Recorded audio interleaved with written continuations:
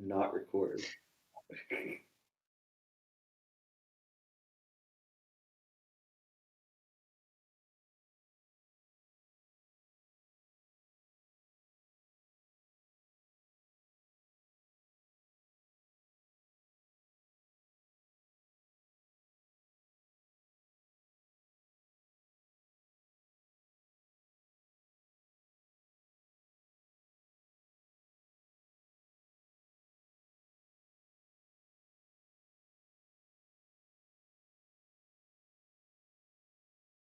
Oh.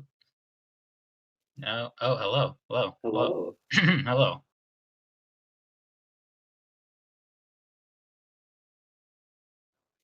I 11. love Wow. it, I think. Wow. Okay. Okay. I see how it You is. invite us on your damn show and you don't even know our issue. Wow. Okay. Yep. Yeah. Yeah. Yeah. Yeah, we can hear you.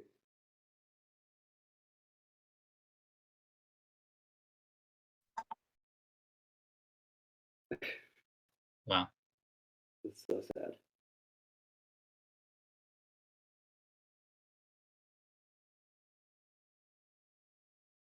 Jacob, what'd you do this time? Okay. Well. Okay. Well, to be fair, I may have installed malware on his computer. It's really not my fault though. Oh God. You heard you. Hello, welcome to Indiepocalypse Radio. I am your host, Andrew Premier, podcast, etc., etc.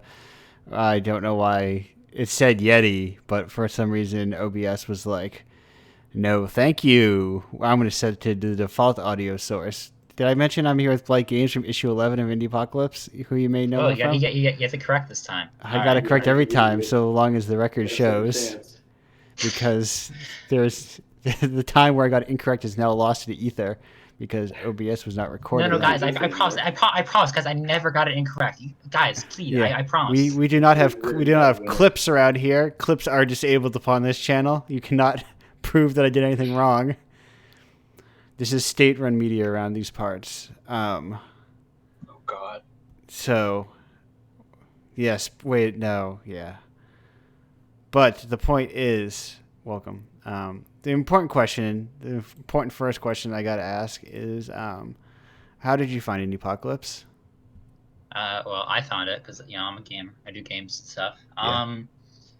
I mean, so I've done whatever past games, whatever. Because I think whatever around March last year when everything shut down, I was like, I'll teach myself programming, whatever. In June, I entered some game jam. I did well, or got runner up. Then I kept seeing Apocalypse pop up, whatever, around that time. And then basically in November, I made a game for whatever another jam, and I was like, oh, I think this is actually decent enough to enter. So I did. Yeah. And then I think second time around it got in. Yeah. Okay. Well. Listen, there's. Dude, it literally didn't happen. Okay, it's like that time you said 12. Okay, it did not happen. Yeah. Listen, Jacob needed me. You see, that's the real thing. I like to I like to make sure people know and to tell people, hey, that's why I started doing a waiting list, because people would get, there's only 10. Sometimes there's more than 10 good. Usually there's more than 10 good entries in any given month. And I gotta tell people that, hey, even if you don't keep at it, don't delete your emails, because what if I want to find them later and I don't know your email, and I can only go so far to find your email, and I'm not going to go forever to find it. But that's enough of that. Put me in the Indiepocalypse, so literally blocked. What was that, blocked? Yeah, we actually blocked you on all platforms after you did that. What? That is what that's what I do to people. Several websites. They have your IP address now. Oh no! What are they gonna do with it? Oh, they're gonna mess up your OBS recording software. Oh shit! They got me. they're gonna shut off my microphone after 26 months or 26 weeks. For some reason, we finally got them, boys. Some reason my microphone was working. Decided this brand new issue, because clearly this thing cannot go off without any kind of small technical hitch. But speaking of small technical hitches, what is getting into game development this year? What is your favorite small technical hitch you run into that you were not expecting? Okay, well, I'm more of the development side. He does. So I'll speak to that. Yeah, I can't count over 5, so he just does all the numbers. Yeah. Trying to think. What was it? I was trying to make a grappling hook, and I just could not get it to work. I just could not get this freaking grappling hook to work. And I was like using sines and stuff. I was Yeah. using like cosines, all that trigonometry. So much math. I know. A lot of math. And then this is like it takes me like 3 days. 3 days. I'm like, oh yeah, I'm using degrees instead of radians. Nah. So. Yes, that is. Listen, there's a high degree of respect for using your own math, because really, I think don't use baked-in engine math. It shows. Yeah. No, my first game was made where everyone loved 2D, so that's why I was just figuring it out. Okay. So I had to, write all that stuff by myself. What is Love 2D? It's more like a framework. Like it has an update function. It has whatever start draw function. Yeah. But instead of having like an editor and all that, like it's all code based. You have to it has a physics system. It's not like super in depth. So basically everything is done by code, and so it's like it takes a lot more effort, but it can be like very powerful if you're willing to put in the time to get all the basic code in there to set it up. All right then. Yeah, because I've seen Love 2D pop up occasionally, but like also at a certain point, all these engines kind of look the same to me. Or like, cause I use Godot for the launcher was made in Godot, and then I use it to make it. I'm like, oh, Godot just looks like what I remember Unity looking like. Yeah, no, I use Unity now. We use Unity. Oh. Yeah. Well, perfect. Let's see, from the art side, I'd say probably. Well, for Ragnarok Remastered at least, that was like the first time I really got into digital art. Like I'd never done it before, and I'd gotten it like maybe 2 months prior. So I think the biggest thing for me was just making the line art look nice. And okay. Here's a little tip. See, if you use like those really nice, smooth like ink brushes, they look very nice when it's finished. But the line art takes like 70 years because you have to like make everything look nice. Yeah. So instead, why don't you just cheat and use like really chunky brushes, like big, like thick inky brushes, or like pixel brushes work a lot, or just anything that's supposed to look sort of like messy and dirty. I think makes it both one look a little more interesting than just like regular smooth lines, and two, it's easier because you don't have to focus on making the line art look good because the brush itself is supposed to be like real messy. Yeah. Well, cool. Yeah, get that like whatever. I like it. I don't know. Right. Yes. Going from finding a way to replicate physical brushes within a digital space, I think, is a learning process. Some people just never quite get past sometimes. Yeah. Plus, with all the because with physical art, you just kind of have to like learn to say like fuck it, it's good enough, right? Right. If you like try to erase something, there's going to be like marks there, so you're better off just like keeping your first name. With digital art, it's very easy to get into the trap of spending like several days on like one drawing, right? Because it's so easy. You can like undo your whole thing with just 2 taps. Yeah, you can have an undo key on your pen if you use it on the tablet. It's amazing, but it just makes you like stuck in the same canvas for 7 years. You just kind of have to learn to say like, you know what, fuck it, it's good. Right? Yeah, exactly. Sometimes you just skip one. There's no way to go straight to inks on a physical piece. There's no way to say, well, I'm skipping pencils. This is what I have now. This is my paper. I have to do this. Which is why I've decided it is an artistic choice to make all my pictures look bad. Listen, everything should look bad sometimes. I think. Very poetic. Sometimes it's better to be finished than to look good, you know? Yeah. Man, it was actually a big deal in jams, I think. Whatever, you gotta like. Yeah. People like turn in unfinished games. I think that's like one of the most important things is like turning in a finished product, even if it doesn't have all the stuff you wanted to add in. Yeah, because I don't know how much you had to do on the coding end, but for like Ragnarok Remastered, there's a lot of shortcuts I had to take for the drawing. Like a lot of them I messed up a lot of the layers on, and I was like, you know what, it's good enough. Yeah, especially doing like a visual novel. It's like, well, I guess I have to have multiple animations, or not even animations, but I like keyframes. Yeah, variations, whatever, for each whatever emotion, pose, whatever, all that. Right. And then like suddenly I did that when making a game where I'm like, well, I need to do all these things, and suddenly I am like just like in my task editor thing, and I'm just like writing down a task, and suddenly I have like 26 sprites, and I was like, "Excuse you." Yeah, no, it's important to stay organized. Like we had a bunch of like folders and shit for like everything, where to put it all, so we didn't like have to spend hours looking for something like I did. Yeah, and it's like art adds up like deceptively quickly when making games. I know. Especially like different variations on each like sprite or pose or anything would be like a whole different file you have to set up for. Yeah.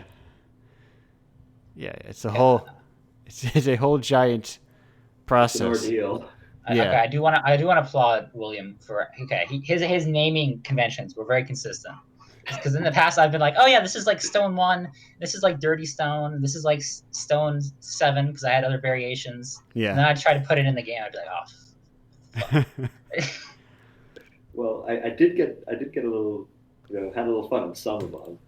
Like I think if you remember Balder, I hardly know. Oh yeah. Or what was it? Good job, bad job, and job. Yeah. I think sometimes people get better at naming files once you realize that somebody else actually has to read them. Yeah. I sometimes even think about like whenever I make GIFs, that's like for as wild as I name files, that's a pure Wild West where it's just kind of like my feel at the time, but when you post them, they have the names in there a lot of times in like Slack and Discord. So in Slack, I'm like, it's a race to like delete the name. In Discord, it's like I just post my address. It's less, yeah. Not exactly, but basically, like, it's definitely more personal information than even that. It's like, why are these things named the way they are? But they help me find them. And then you send it to your friend. I know what David Wiggly is, so. That's how I need to find it. But so in creating Ragnarok, I have to ask an important question. Okay. So it's a thing. I guess it's an anti-dating sim. Yeah. Is that the way? Is that your workaround to there already being a dating sim for literally every concept?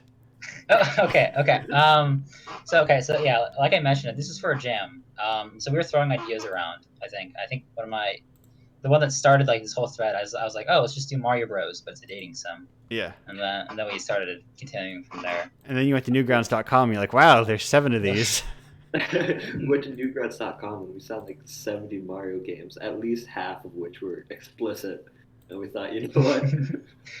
But also kind of evolved from there. Like from that, we thought like, well, maybe instead of dating, princesses or Luigi, you date like the Goombas or whatever. I think it was actually Legend of Zelda where you came up with that idea, and then Instead of trying to date we were thinking mythology in general at first. We were like, oh, we can do like Theseus or something, and then we eventually got to Norse. Trying to, seduce the monsters so you could go have sex at times. Trying to seduce them so you can, stab them in the heart. Now, this is a very important question.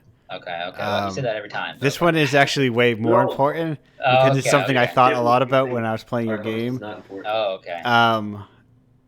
Have you ever played the Treasure Astro Boy game for GBA?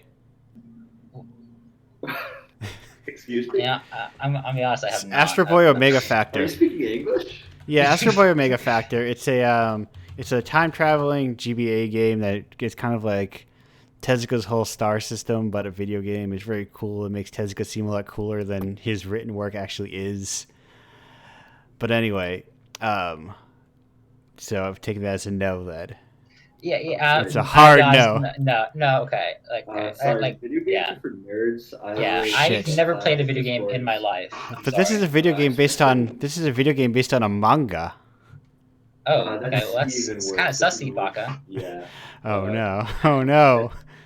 Outside, He's got lasers though. Okay, well, damn, that changes everything. Okay, yeah, okay. Yeah. I'll play it then. Oh, thank you.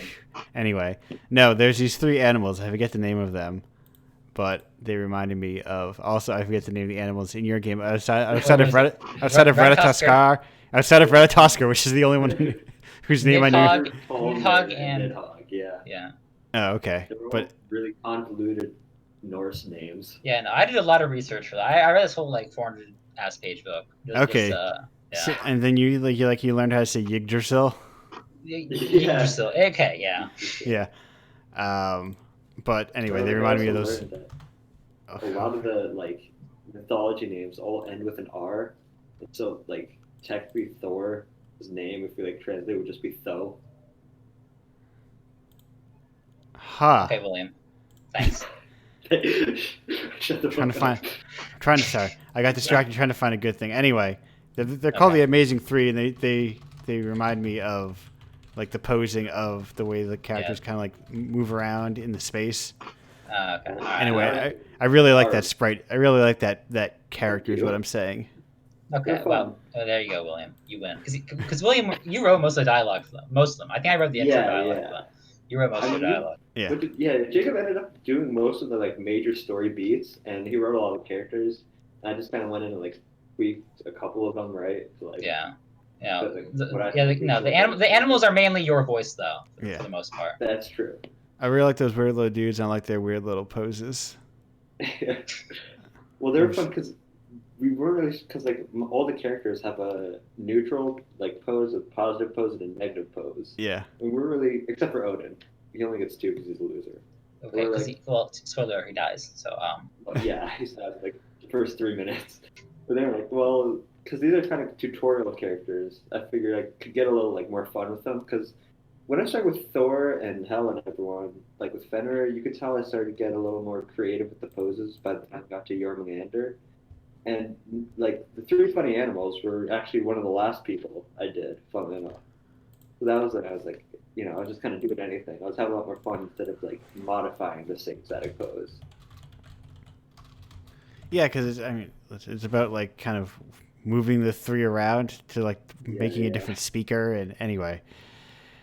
Good stuff is what I'm saying. Thank you, sir. I appreciate it. Wow, that's actually what I was waiting for. It reminds me, good stuff reminds me of the Amazing 3 from that GBA Astro Boy game. Everyone, that's what I recommend. Hey, if you get a chance, play that GBA Astro Boy game. And not our game, please don't. No, play them both. Buy Indiepocalypse issue 11. 11. Yes. Play the game. It has a launcher now. You can just launch Ragnarok straight from the Ragnarok Remastered and Mythic Hating Sim, straight from the fresh new launcher now. Wow. Okay, so launcher for the launcher. That courtesy of Bundle. Remember that it's a. Yeah, I can't. I start pitching. Are we sponsored by them? Are we sponsored? No. I can chill. I'm so bad at chilling. Like I run out of steam halfway through. I'm like, I'm sick of doing this. Listen, if you buy this product, you will literally find love within 3 minutes. That's what I like to think. You'll get really buff. It happened to me, I swear. Oh, I should. Yeah. Yeah. Okay. Well, I pirated it, and only my left side got buff. So yeah. So you shouldn't pirate it. Yeah, that's how you know you got the pirated version. It's like how Batman's cape doesn't open. See, the best way to shill is just take your loyal listeners and lie to them, lie to their faces. Yes, you will. If you buy Indiepocalypse, you'll be included. Like, you will be able to go online and talk to people, and everyone else will also be talking about it. You will not be screaming about this thing into the ether for nobody else to hear about it. We will actually bring you here so you can play Astro Boy for the GBA. We'll actually put you into the game. It's not even like a representation of you. It's literally just you in the game. Yeah, it's like Willy Wonka. Yeah. It's all wacky and stuff. Oh. Okay. Wait, you're giving away my 10-year plan to become a Wonka-esque figure. And invite eager young game developers to my game factory. Well, you got the name. It's instead of chocolate factory, it's a pizza factory. Yeah, and then they come in and then they learn lessons about themselves while they I want to play the video games, and then they come and lick. They get horribly disfigured and mutilated. And they come and lick the Switch cartridge wall, and they're like, "Ew, this tastes like soap." You still have the Augustus Goop Chocolate River, though. That's exactly right. It's exactly the same. Listen, if you could afford a chocolate river, just... You know what? That's true. Why wouldn't you have one? No, I heard the actual river smelled like shit. Like, it just smelled terrible, and nobody wanted to be around it for actual filming, apparently. Well, because... Augustus Gloop was in there. I saw him. He loved it.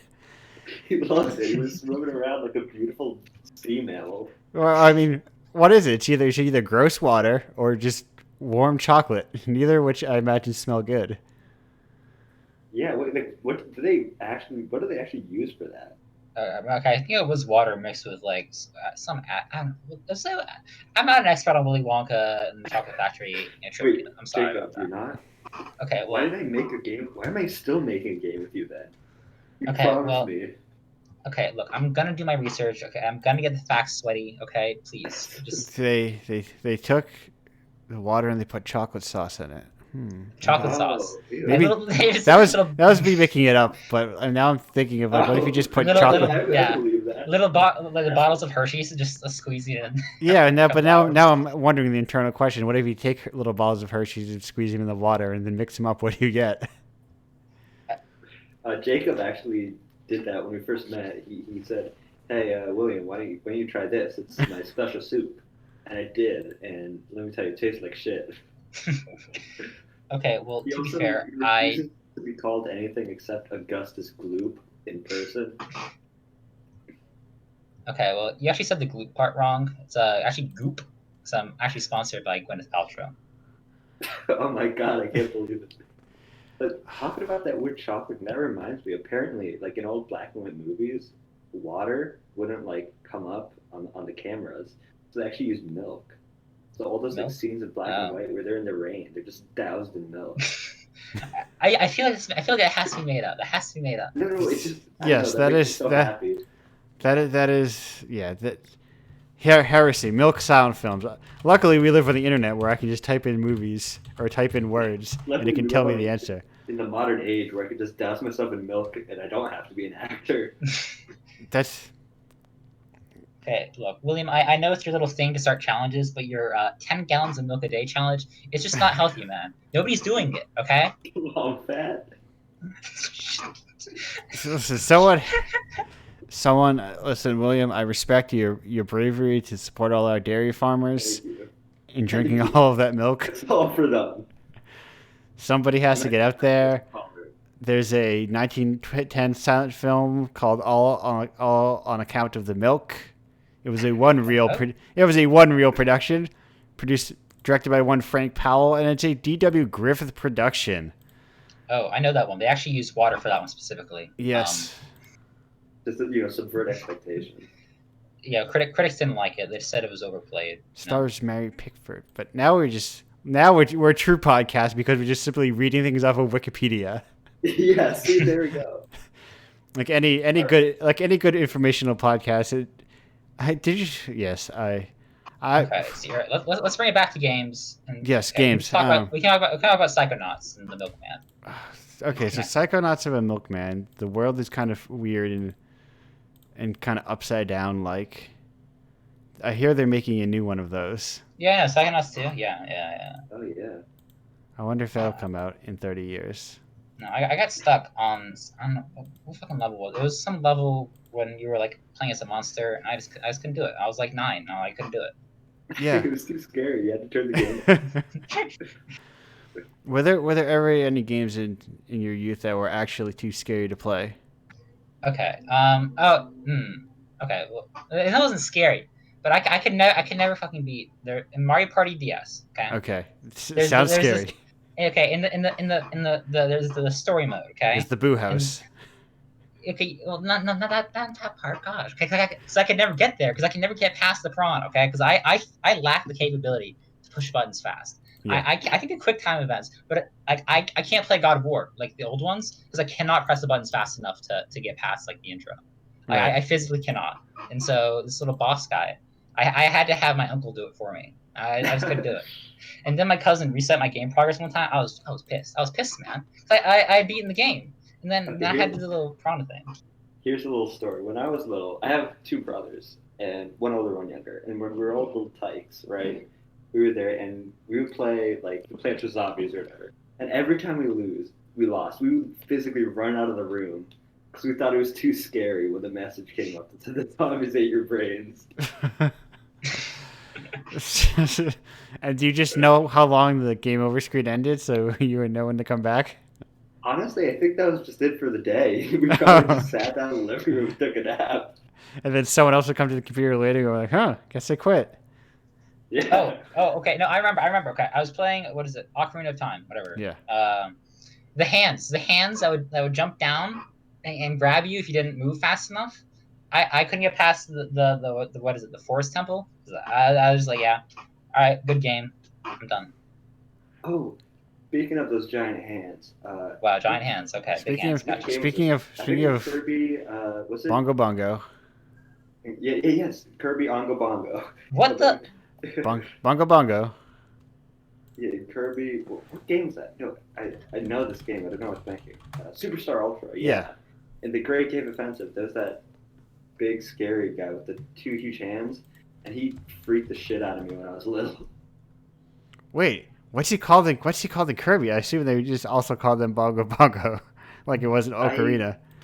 Kirby Hand Guy. Yeah, Kirby's he's called Wham Bam Rock. Thank you. Wow, Thank you. Okay. Wow, Thank you. That's Wham Bam Rock. You said that, and then my brain activated and go, yes, it is called Wham Bam Rock. Yes, I knew that. Oh yeah. Voice from the Thank you, voice from the ether.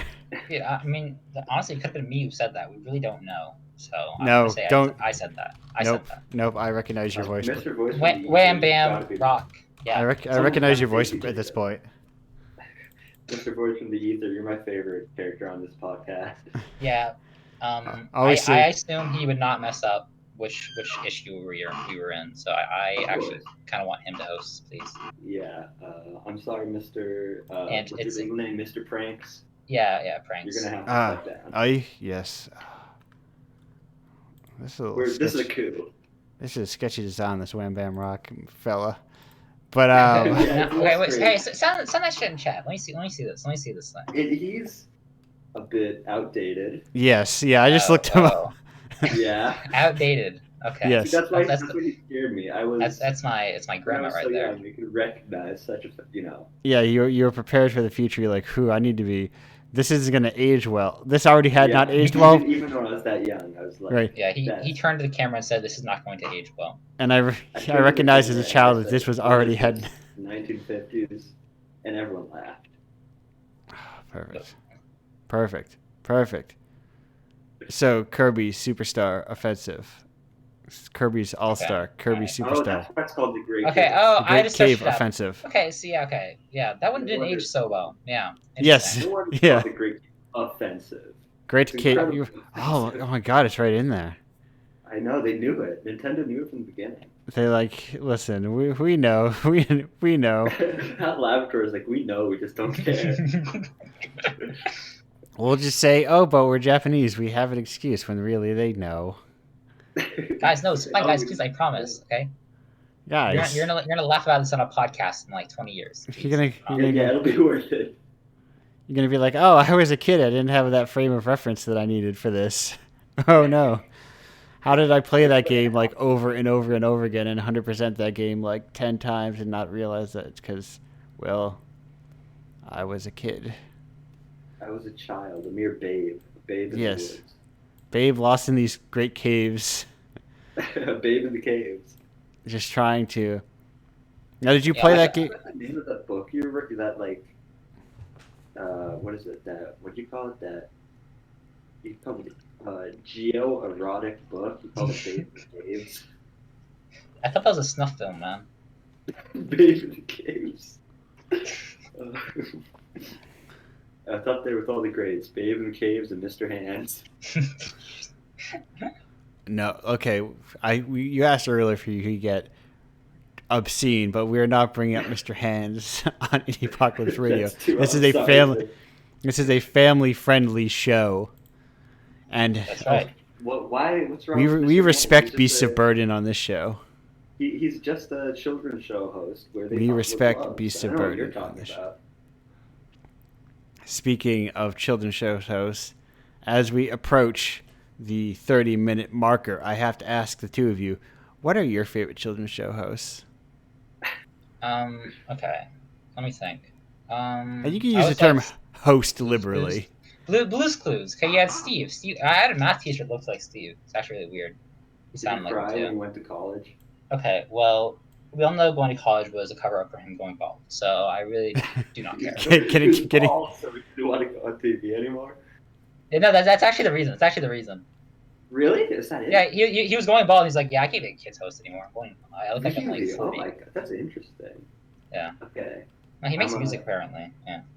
I don't know if this counts, but because they weren't really hosts, but y'all ever watch fucking Zaboomafoo? What the? A vague? I know the name. I know the name. That's I know the one with the Crad Brothers. Is that the one with the lemur in it? It's Yeah, the one with the lemur in it. Hell yeah. Yeah, dude, Zaboomafoo is my shit. What kind of lemur was that? And the Crap Brothers. Yes. Oh, and didn't they make that, Wildcats. like Yeah, animated series? yeah. Those, dude. What kind of lemur was Zaboomafoo? I think it was a Sifaka one, right? Yeah. William can list off any animal in the world. It's actually kind of creepy, even once they haven't been discovered yet. I actually named 50 of all animals after Jacob. Okay, well, you didn't have to include such obscenities in the names, so. Well, perfect. Well, they're all. Oh, can I tell y'all a funny animal fact right now? Don't do it. Yes. Don't do it. Don't Yes, do it. that'll be our. No, I need to hear it, and then we will throw to break. What is your funny animal fact? So there are these flatworms that live in the ocean, right? Yes. And they're all hermaphroditic, right? So they all have. Oh, I know exactly what this fact is. Oh, Exactly good. I think I have a second part that you might not know. But first, they're all hermaphroditic, so they all have boy and girl parts, right? And so out in the ocean, they're in the open ocean, so they don't meet all that often. So when they do meet, they always mate, right? Because you gotta, continue the species somehow. But it's a lot of time and energy to be pregnant. So what these worms will do is it's called penis fencing. Well, they'll try to stab each other with their dicks. Whoever gets stabbed first gets pregnant, and the winner gets to go off and leave somewhere else, right? That's part one of my funny fact. Part two, though, is there are these other kinds of flatworms where they have no qualms about getting pregnant, and they will willingly exchange sperm, right? So they don't penis fence, they just it's a regular mating. But sometimes it's a lot of energy to produce sperm to give. So these are the exact opposite, where there are sperm burglars, and they'll pretend to give sperm, but really just run off the other person's sperm as well. Perfect. That's my funny fact. I respect these worms. Now I understand why you call me flatworm all the time. Are you? And we'll find out if you're worm 1 and worm 2 when we get back at the end of the group show. In the meantime, thank you for being here. We're going to go on a break. Thank you. Goodbye, everyone, for a little while. Hello, and welcome back to Indiepocalypse Radio. That was Magnus Paulson with Positive Force. I was going to call it, but that's the name of the album. That was Positive Force, and that was the clip used is from Mikey and Nikki. And I'm getting very close to being fully falkified and being like, I should just watch Columbo. I'm here with guest number 2, Ben or Linker. Ben or Link, which you prefer casually? Linker is fine. You can call me Ben, I guess, if you want, but I guess I'd prefer Linker. Okay, so I will call you Lincoln. I will change that to be on your thing to be that, so I will know to call you that always. Watch me do that. Yeah. Who you may know from issue 12. Yeah, I'm the issue 12. You're that issue. Listen, nobody said anyone was from issue 12 yet. There's no recording to prove it. Oh yeah, I forgot. Erasure of history. Polymute. Yeah, that's me. That's my video game. Now I got to ask you, because I think you found Indiepocalypse on your own, I believe. Yes. How did you find Indiepocalypse? Well, I kind of found it on my own. One of my friends, one of my online friends, Julie, put their game in. I want to say Indiepocalypse 10, Broke Brody. Okay. Yes. Yeah, and then I noticed that, and I was like, oh, cool. So one of my friends has done this. So it must not be like a complete trash fire. Hey! Let's not rule that out yet. I mean, I guess not, but I decided, whatever. I'll submit Polymute, and I did, and it got in, and that was pretty nice. It was pretty cool. Yeah, and there may be other things in the mysterious future. Yes, things that I can't talk about, maybe. I've I'm so nebulous on whether I can talk. I had Ash K on the show for a couple. I say recently, but it's probably 4 weeks ago at this point, considering how easily I lose track of time. And we talked a lot around that because it feels announceable, but at the same time, I don't feel I won't feel satisfied till I have like 3 done, and then I'm like, it's real. I don't know. I don't know how my portion of that is going necessarily, but I mean we have something. So if in doubt, we can release something. Yes, listen. It's about an experiment in the form. Yeah, an experiment in the form that is a little bit under wraps, but it's okay. Yeah, the idea of just bringing non-game people, getting some outsider voices into outside voices in video games. Exactly. I am a fan of video games and I hate them at the same time. Therefore, I must find ways to combine those 2 passions into a singular passion. The passion of hating games and the passion of loving games. Yes. I love that. And what better way than to combine people who make games a lot and people who don't even play video games. People who make them and hate them, and people who are like, oh yeah, that's pretty cool. Let's try that. Yeah. And we'll hate them at the end of this, but Yes, perfect. And if you've been playing along with this ARG and followed enough of the clues, you basically know you should basically know what I'm talking about at this point. You should be able to piece everything together. You won't know all the players necessarily, but I feel like anyway. Let's stop talking in circles around this stupid thing. Speaking of trash fires of Indiepocalypse. Oh God. So, no, it's a weird thing to describe because I feel very institutional, but also it's not in the slightest. Yeah, it's kind of a weird. It's like a weird space to play in a little bit, but I think it's good. I think it's a good institution, I guess. I remember seeing like I get these like awakenings every now and then. Like the last one was the Freya and Elliot's Winter, the commission game for Indiepocalypse 15. They're like, oh, it has 10,000 views right away. I'm like, wait a minute. Indiepocalypse has I have 80,000 across every issue. Uh-oh. What's going on here? It made me think about views. And I was like, oh, I have basically 0. But I mean, anyway. That's fine. That's fine. I mean, Polymute just got 10,000 downloads cumulatively recently, which was pretty cool. But yeah, especially because I feel like most of that's just downloading updates and stuff. But still, it's a milestone. Right. Yeah. Especially for me. Especially for that's a paid game, right? Yeah, definitely. Well, for a while at the start of the pandemic, I put it up for free just because I wanted people to kind of experience it, and since the pandemic was starting and everyone was locked down, I was like, what the hell? I might as well. And so that happened. I think I included it in the bundle for racial justice and equality too. So a lot of people got it through that as well. But all that considered, a lot of even my free games haven't gotten nearly as many downloads as that. So it's pretty substantial. It is occasionally. Then that was one of them. I will get a submission like, excuse me, what did you're submitting to the right thing? I'm only paying $20 for this, right? They occasionally there's this looks too good. Oh well, I appreciate that because most of the time when I make games, I'm like, what the hell am I doing?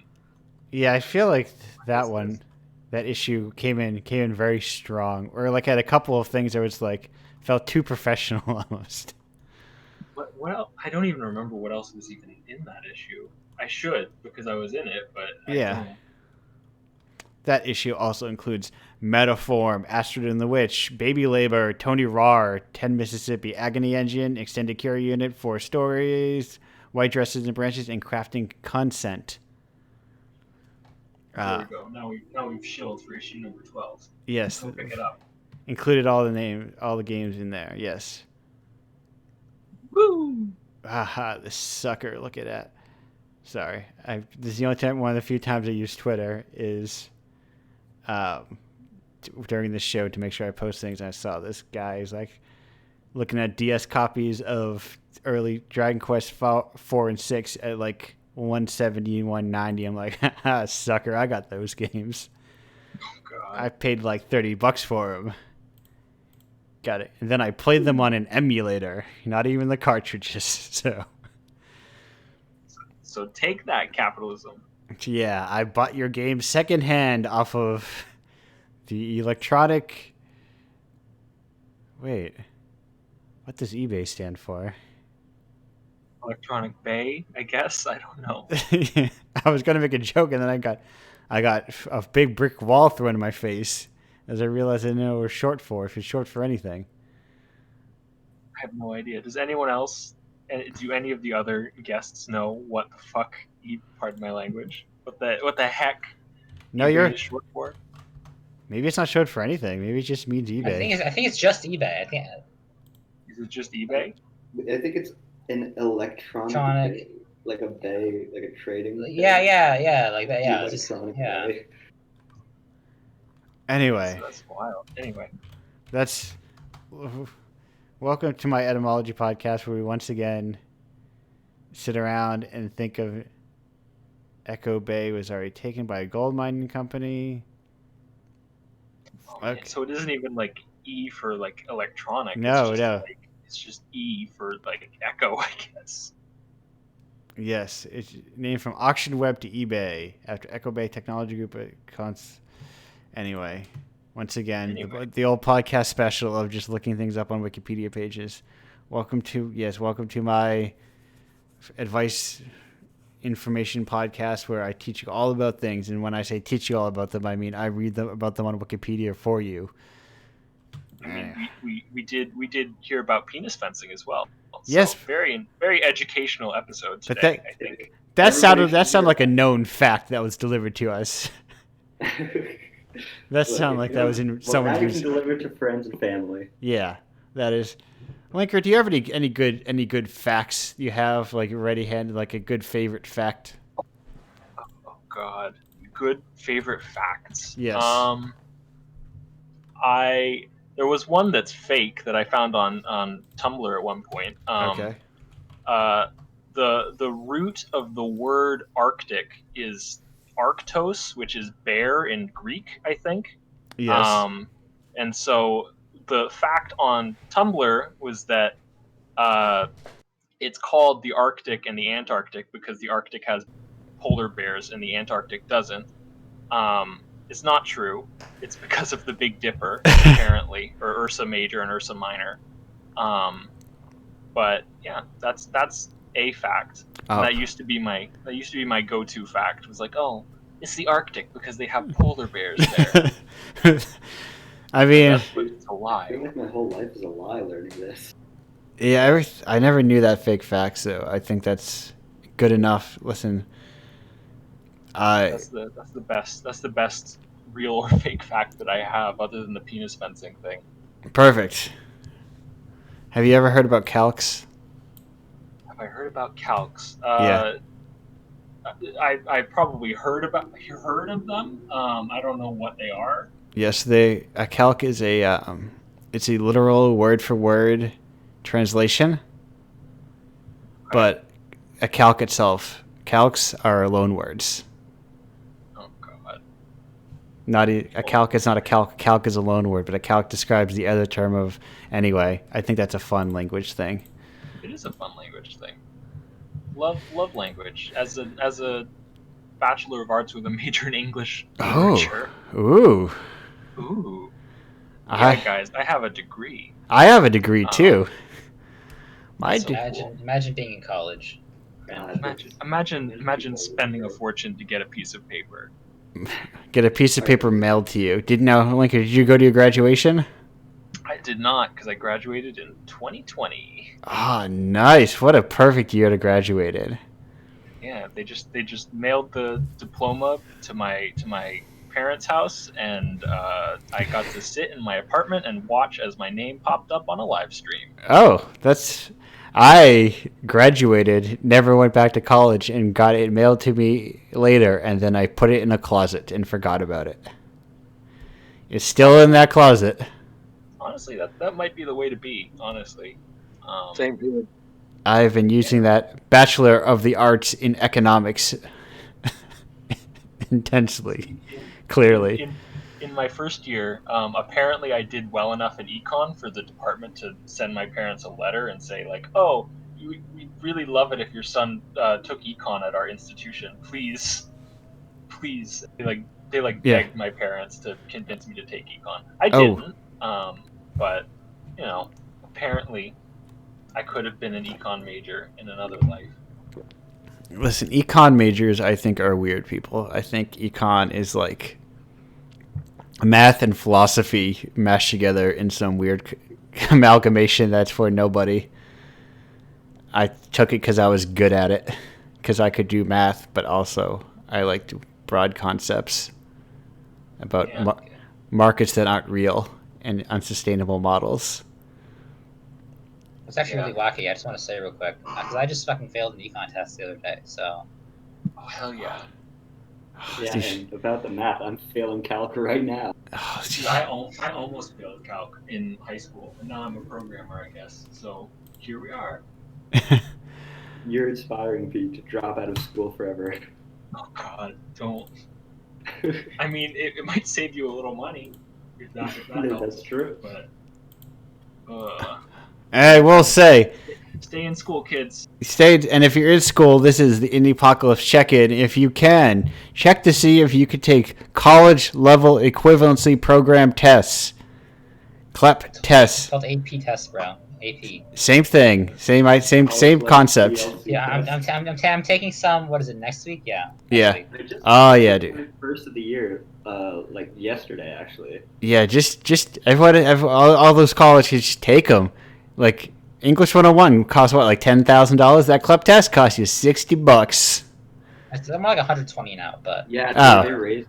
But they keep raising the prices every single year. Because they keep rolling back the date where you can decide, because they don't want you to not go. They want you to pay, right? And they don't want you to know if you're capable of taking the class. So you have to sign up before you've taken the class. Yeah, you have to take an aptitude test or something with the department.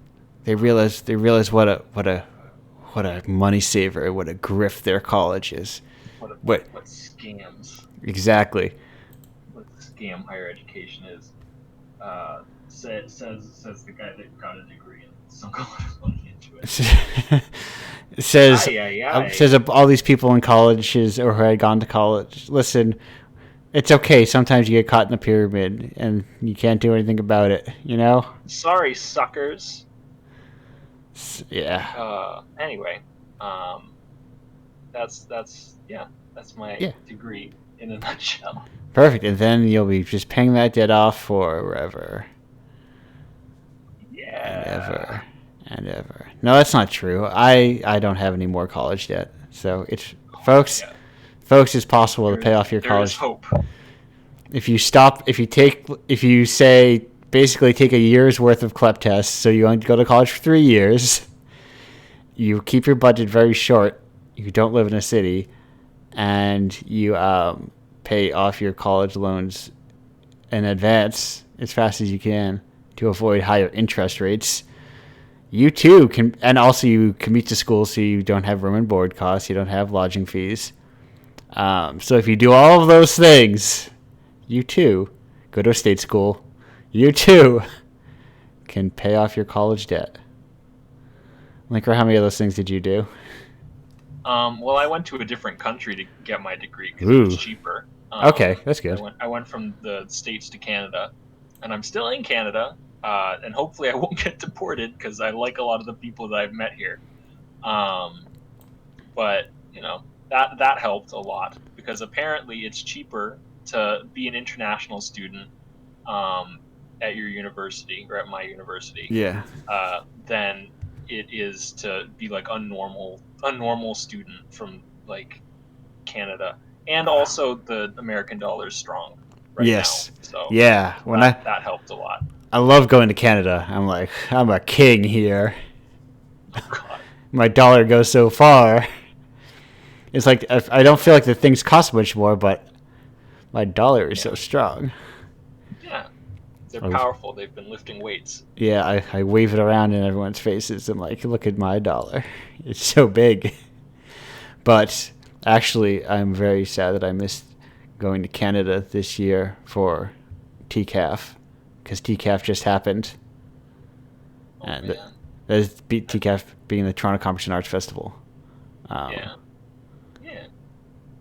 Would have been a perfect year. TCAF is a perfect location for Indiepocalypse, I would say. Alas, COVID-19.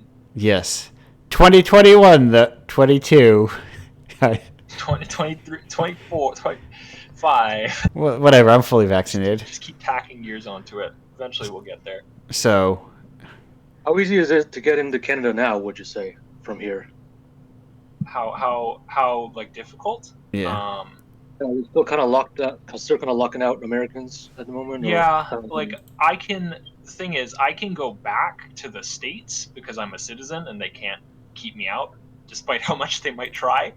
But I wouldn't be able to get back into Canada. I assume even without, or like even with a full vaccination. Or I might be able to actually, but I would have to self-isolate in Quebec, and then I would have to figure out provincial borders and things like that. Because right now I'm in New Brunswick, and New Brunswick has a self-isolation policy where if you come into the province, you have to self-isolate for 2 weeks. And if I wanted to go to like Nova Scotia, which is where I'm hoping to move towards the end of the summer, I would also have to self-isolate there. So it's just a lot of spending time in provinces that I don't live in, which is a pain in the ass. And maybe they would refuse me at the border as well. But if you can get past those things, smooth sailing. What if we are all vaxxed up and ready to go? Will they be? Got your 2 shots of vaccine coursing through your blood, you're probably still gonna have to self-isolate. Why even be an American if I can't buy my way out of this bullshit? I can't bribe my way with my money. Exactly. Why even live in this country if our excessive overspending on everything, on people who don't even want to take the vaccines? Why if I have to still wait in another country? What's even the point of this damn country if it can't do the one thing it's supposed to do right and give me massive privilege? God. What is this country good anyway? What is this country good for? What is this country good for? Nothing. It's video games. Apparently. It's not good for that. It's so many. You can make video games anywhere. Yeah, it's true. Indiepocalypse games made all around the world. Even that map is covered with all little red dots or little red flags of the people all over the world. Like you can't even make here. You wouldn't be able to make Wham Bam Rocket in America. So like no. Which is why it's also, I will say, the best Indiepocalypse game ever made. However, Ragnarok Rewritten was made in America, which brings America up by 15 points. Yeah, I really have to mention that. Indiepocalypse number 11, guys. I don't pick favorites. If I pick favorites, but you sound like my parents. Ragnarok Rewritten is.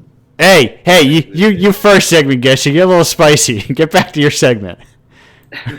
Oh God. We're trying to have a conversation here. Apologies. Love to have conversations. That's Listen, I mean, let's be real though. the ideal version of the stream is like a cumulative thing, but Yeah. I feel like everyone comes in. Yeah. Like a talk show even, where it's just like the people, it's just additive. And really, I should probably make these segments like 20 minutes, not 30 minutes. So the show where we have a group segment at the end. Right. Yeah, we do have that segment. Like, oh hell yeah! I'm thinking of like also maybe the show should be on Fridays too, if only so that I could have my whole Saturday carved out and I don't have to worry about to do work on Saturday. That might be fun. That's some time to do it on Friday night. Yeah, maybe. Yeah. Alone on a Friday night. God, you're pathetic. Yeah, but you can't be alone on Friday night if you're here with all your friends at Indiepocalypse Radio. I want to say Friday Night Funkin'. What? What? No. On Indiepocalypse on a Friday night. God, you're amazing. Yes, that's the only way to live the best life that you can, is to come visit all your indie friends on Friday nights. Because really, Friday is a construct anyway. So flat circle, time's a flatworm, penis fencing into sunset. Yes. Time's a flatworm, and I'm a humble sperm burglar. God. Yes, time is a flatworm. We are all humble sperm burglars. Maybe all aspire to be such in our lives. Yeah. But that's enough of the humble flatworm. We've spoken enough of him. And Zaboomafoo and all the other animal facts. And ongoing. I never watched PBS television. I felt like William, this is directed at you, William. I just want you to know that. This is blasphemy. There's no such thing as enough animal facts. I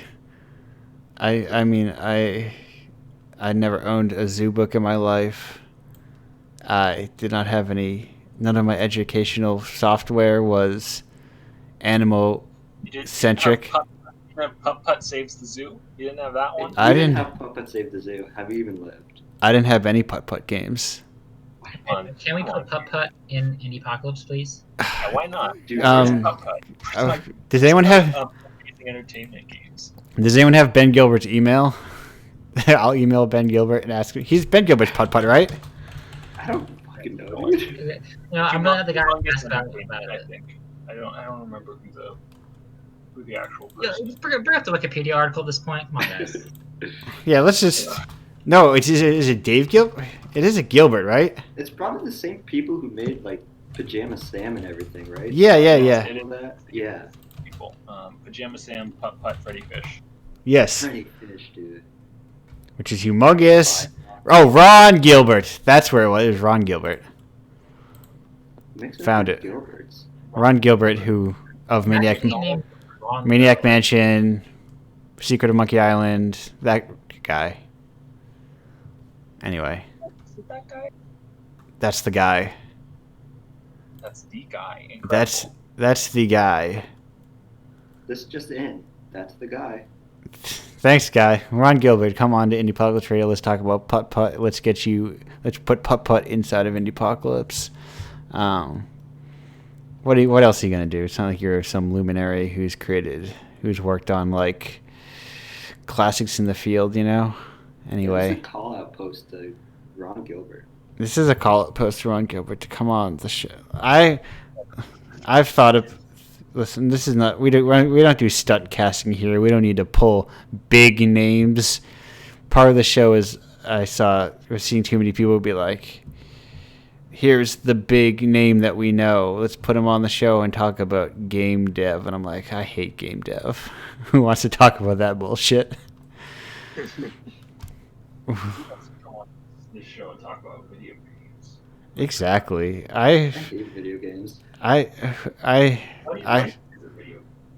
Link here, on our way out, have you been playing any video games lately? I played Hades a little bit. Okay. Yeah, that's like, honestly, that's probably the one that I've been playing the most, other than ones that I've made, which is depressing, but, you know, it's fine. I'm having fun. Yeah, listen. All we need is to have fun, and with that proclamation of let's all have fun, we're gonna go on another break and be back with, you guessed it, everyone, another guest after. I will tell you can. It's going to be another musical interlude. You know what it is. This is the show. I've done this for 25 episodes. It's all the same, everyone. Goodbye. Oh, nope, not goodbye yet. Goodbye.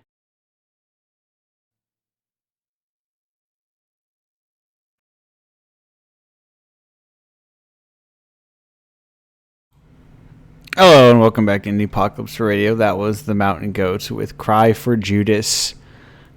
Speaking of shouting out people to get on this show, I had for a brief moment, I thought I should get John Darnielle on this show to talk about Magic the Gathering, but then I would have to talk to he didn't have an email. I'd have to talk to his publicist, and I was like, who's gonna have that guy on to be like?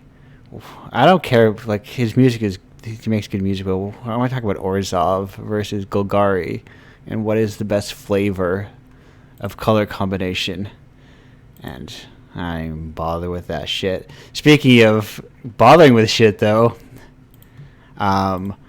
we are here with our next guest, who you may know from issue 11 again. Coming up again with this number 11 of Indiepocalypse with Demonizer. It is Iori. Hello, Iori. How are you doing? Hello. Hello, pizza. Hello. You can call me Andrew. That's my name. I like to go by it. Okay. Hello, Andrew. Hello. But I don't think I need to have it on Discord. I think that's too. Nobody needs to see that on Discord. But it's always very weird when I see people in the Discord, or especially over in live voice, call me pizza, and it's like, that's not my name. I'm not I'm not a Dr. PP over here, you know. I just liked going by my name. But. Sorry, PPMD, my mistake. No disrespect meant. Okay. But yeah, Andrew, if that's what you prefer. I do, yeah. But so important question: how did you hear about Indiepocalypse, or how did you find it? I think I just showed up on my Twitter feed randomly. One of the just someone I was following happened to post about it. I can't remember who exactly, but I noticed they were taking entries for this issue, so I thought, what the hell, try it. Yeah, and try you did, and that was an example of wow, this person knows that I'm not paying very much, but yeah, I was surprised, and it was good stuff, and I think also it was a perfect time, because I was thinking hasn't been a shooter or a shmup, if you will, in Indiepocalypse, I think, up to that point. And it was something I was thinking about, I really need to find one. And then you, hand delivered one to me, which was ideal timing. Well, yeah, it's, even in the indie scene, it's it's certainly a niche genre. Right. I mean, especially, in the West, it seems especially niche. Yes.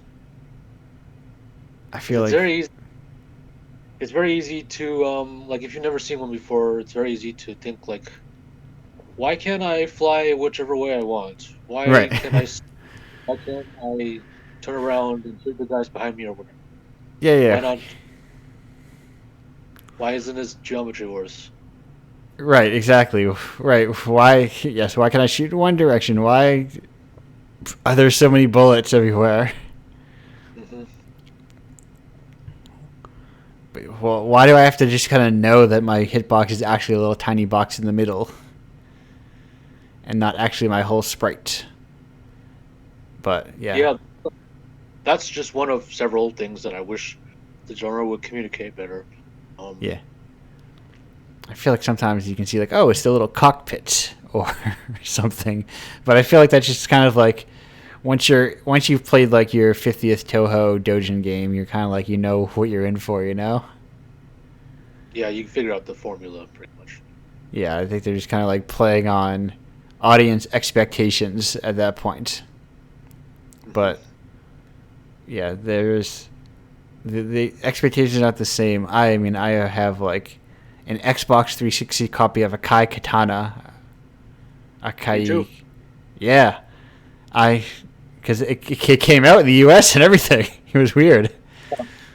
The widescreen gave it. I guess the widescreen helped to make a case for it. Yeah, and I thought like, that's weird.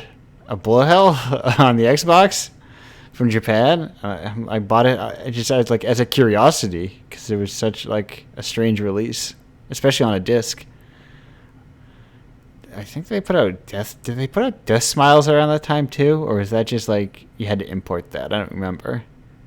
Death Smiles came out earlier. Okay. Right, and then I bought a Katana because I wasn't a pervert. Actually, no. Yeah, you're joking, right? I mean, a Katana is just your basic like historical fantasy steampunk anime. Right. It's just yeah. It's just like I mean, I assume all those bullet hells have stories somewhere in there, but like it doesn't really matter. I don't think. Some of them are just so ridiculous. I just rather just make my own. Right. Simpler, makes more sense. And you can make your own. Yeah, and like the last Dodon Pachi game, Sai Daiojo. Yeah. There's like a robot girl associated with each ship, but they're not actually the pilots, but more like some kind of attachment, and then the player self-insert is the pilot or something. I just think of the girls as the pilots. Whatever, it's just simpler. Right. Because why? Yeah. What else would it? That's what they want you to think, of course. But I guess, listen, I'm always real wary of girls front and center, but not them not being the main character. It's a bizarre genre that I'm not a fan of. Yeah, it's very wish fulfillment-y in a way that I grew out of a long time ago. Yeah, I feel like there's like you can render a surprising number of just like, I'm sure games or shows or something like, oh, this full female casting, like the main character is a dude that is in none of the marketing material, none of any other material, because that dude is me. I am that dude. And all the ladies like me. To be that anime dude, that generic man. I have brown hair and no discernible features. So glad. I may have black hair, depending on the day. But personality to speak of. None. Yeah. Don't. My personality is that the ladies love me. Iori. That you're awkward and relatable. I'm very good. Yes, you did leave the house. You did leave the house with toast in your mouth, but you're charming. Yes. Listen, I'm sure there's a very good like 2.5 hour long video essay about how isekai went from girls going to fantasy worlds to find princes and stuff to about dudes being super good at everything and really great at stuff and everyone loving them. Well, to be fair, I'm also super good at everything and great at everything, and everyone loves me. So. Oh shit! Are you? It's a realistic genre. Are you from another world? I would call it a self-insert because it's not like I'm not inserting myself. It literally is me. So. Yeah, and I am from another world. It's called California. Oh my god! Are we all our own self-inserts? Oh no! Oh god! I hope not. Are we all our own Mary Sues? What a world we live in. Terrifying. Right. It doesn't make sense that William has so many animal facts, okay? It's just not realistic, okay? No one would have that many animal facts in their noggin. There's rattling around many times. But that's all he has. That's just one note character bit is that he has animal facts. I'm a side character here. That's my whole bit. All right. I'm gonna banish you back to the first guest zone for a moment. Get out of here. Okay. Iori, if you were Which, if you were a one-note side character in an anime, what would your trait be?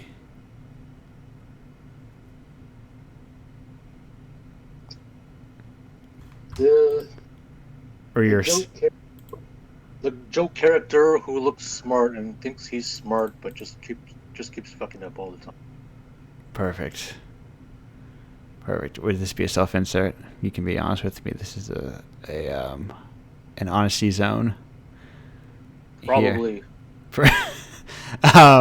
But anyway, I got stop saying that. See, you get trapped into realizing when you create content, you become increasingly aware of your own verbal idiosyncrasies. Even the fact that I've probably described this awareness multiple times, and I'm aware of that own fact. I may have even described my awareness to the fact that I'm aware of it's all turtles all the way down, all idiosyncrasies all the way down. So this all comes down to me avoiding to try to say the word anyway anymore as a catch-all transition to a different part of the conversation. But speaking of catch-all transitions to a different part of the conversation, how do you prefer? Shmups, what's your preference? Do you have a preference, or an opinion rather, I suppose, on vertical versus horizontal? And do you feel like there is an inherent difference to that? There is definitely a different. They definitely have different appeals, and different ways that they work. Like horizontal are more about navigating terrain and stuff. Vertical is more about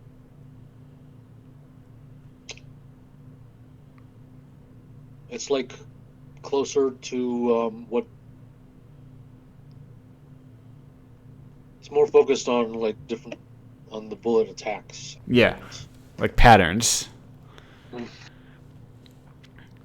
When there's really, when you think about it, there's no reason why both can't be like either or, because it really is just like a sliver of game, like, screen real estate, and all that we did was shift the orientation. But there's still, like you said, there still is, like, when you describe them, like, yes, there is a divide. There is more terrain in horizontal shooters, even though there's nothing stopping you from putting all that terrain in vertical shooters as well. But there's like a visual space where it's like, no, of course not. I'm flying above everything. I can't. Why would there be walls on the side? Right. It's terrain is less intuitive. Isn't as intuitive in vertical. Right. Right. Because you'd have to be like flying through like a structure or something. Like if you're flying through a space station or something. Like, I feel like that's a couple of games. I'm thinking specifically of like, I think it's like the 4th or 5th level, like Aruga, I think, is like that. Where I feel like you're flying through a structure. 3rd level, mainly. Okay. And then, yeah. Yeah. And then, but the guys from Toaplan, the company behind Zero Wing and Truxton, they talked a little bit about when they were trying to make a horizontal game, they could not just do the same thing they did in vertical games. It just didn't work at all. Interesting. Is that where they didn't elaborate too much on that. Oh, okay. I assume that bullets just. I assume that's mainly like bullets hit differently. Right. When going from left than from top to bottom. Yeah, like you maybe just like it's just like you, for some reason, like your brain reads them differently. Yes. Like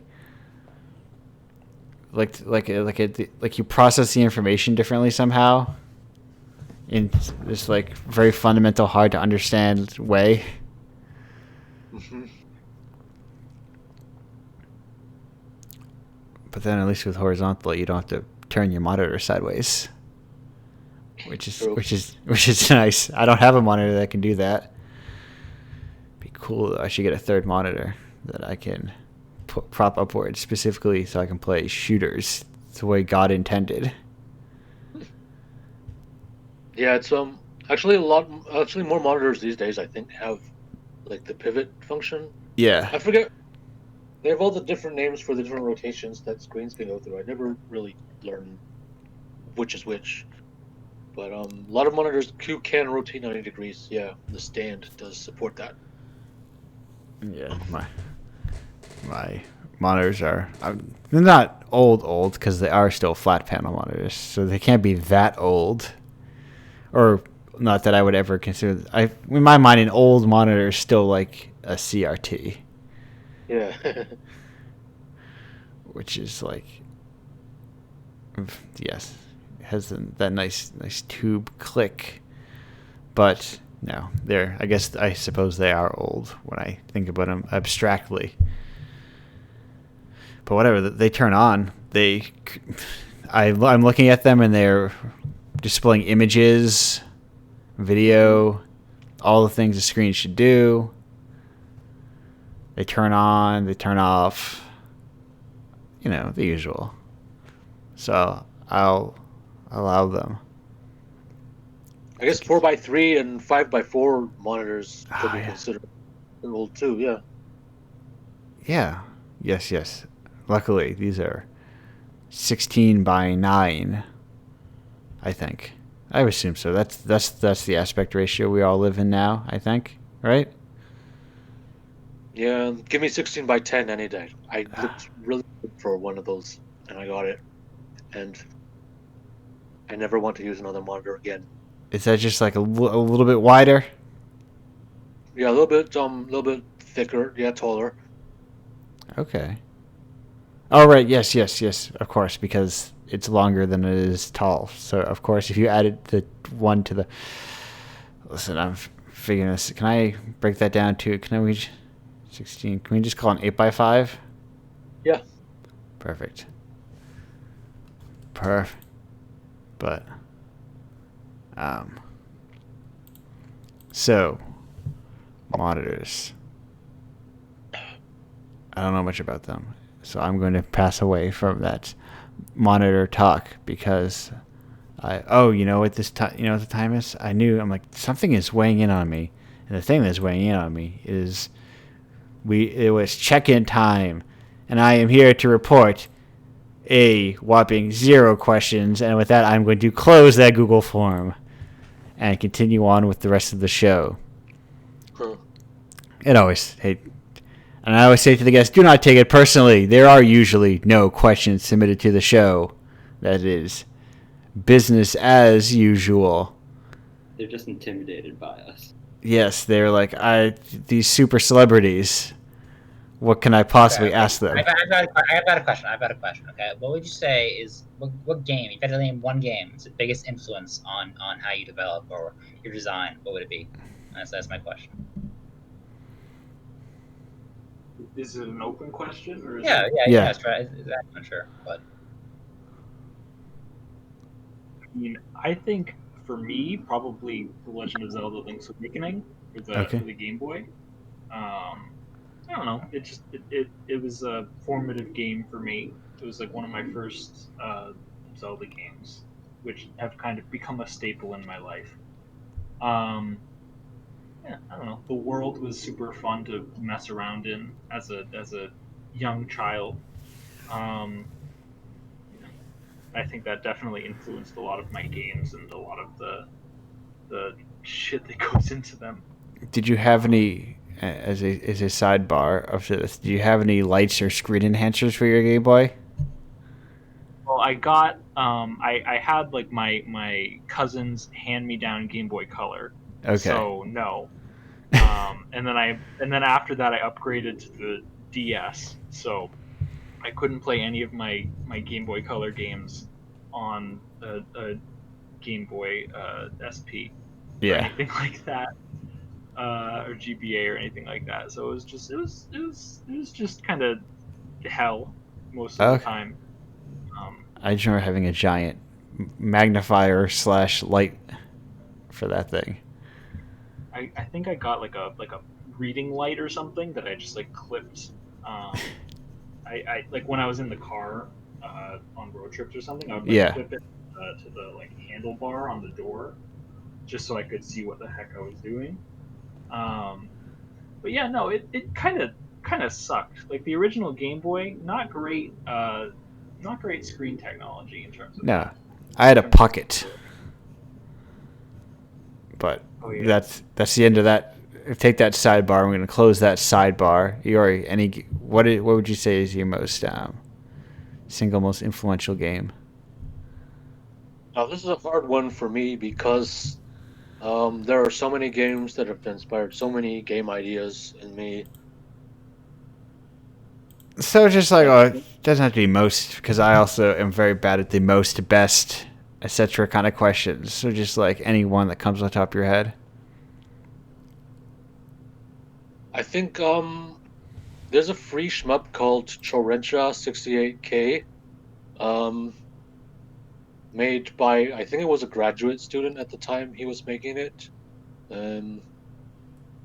It's for Windows, but it originally made for the Sharp X68000 Japanese computer, and that was one of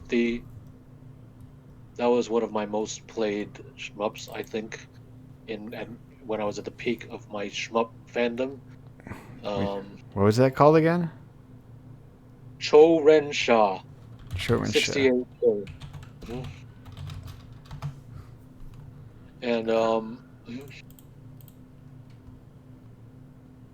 And I guess that certainly was a big inspiration for Demonizer. It made me think I had a chance with it. That really helped. That's how it helped me.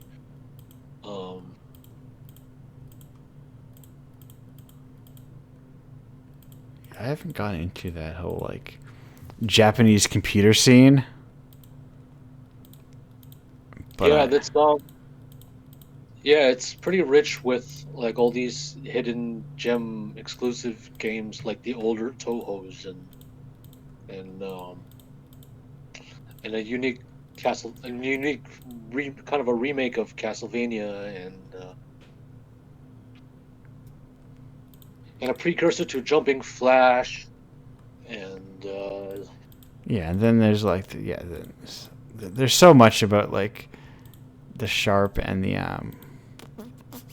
what's the PC Engine, and what's the one I'm thinking of? PC 98 probably. Yes, I think I'm thinking of the PC 98. There's also such a look to that color palette of some of those that I love. Mm-hmm. That high-res pixel art. Yeah. Just never been matched anywhere. Yeah, it's I've talked about this before on this show. There's for all the pixel art that exists now, it's interesting. And I think it's why it kind of bothers me when people refer to pixel art as a style rather than just a medium.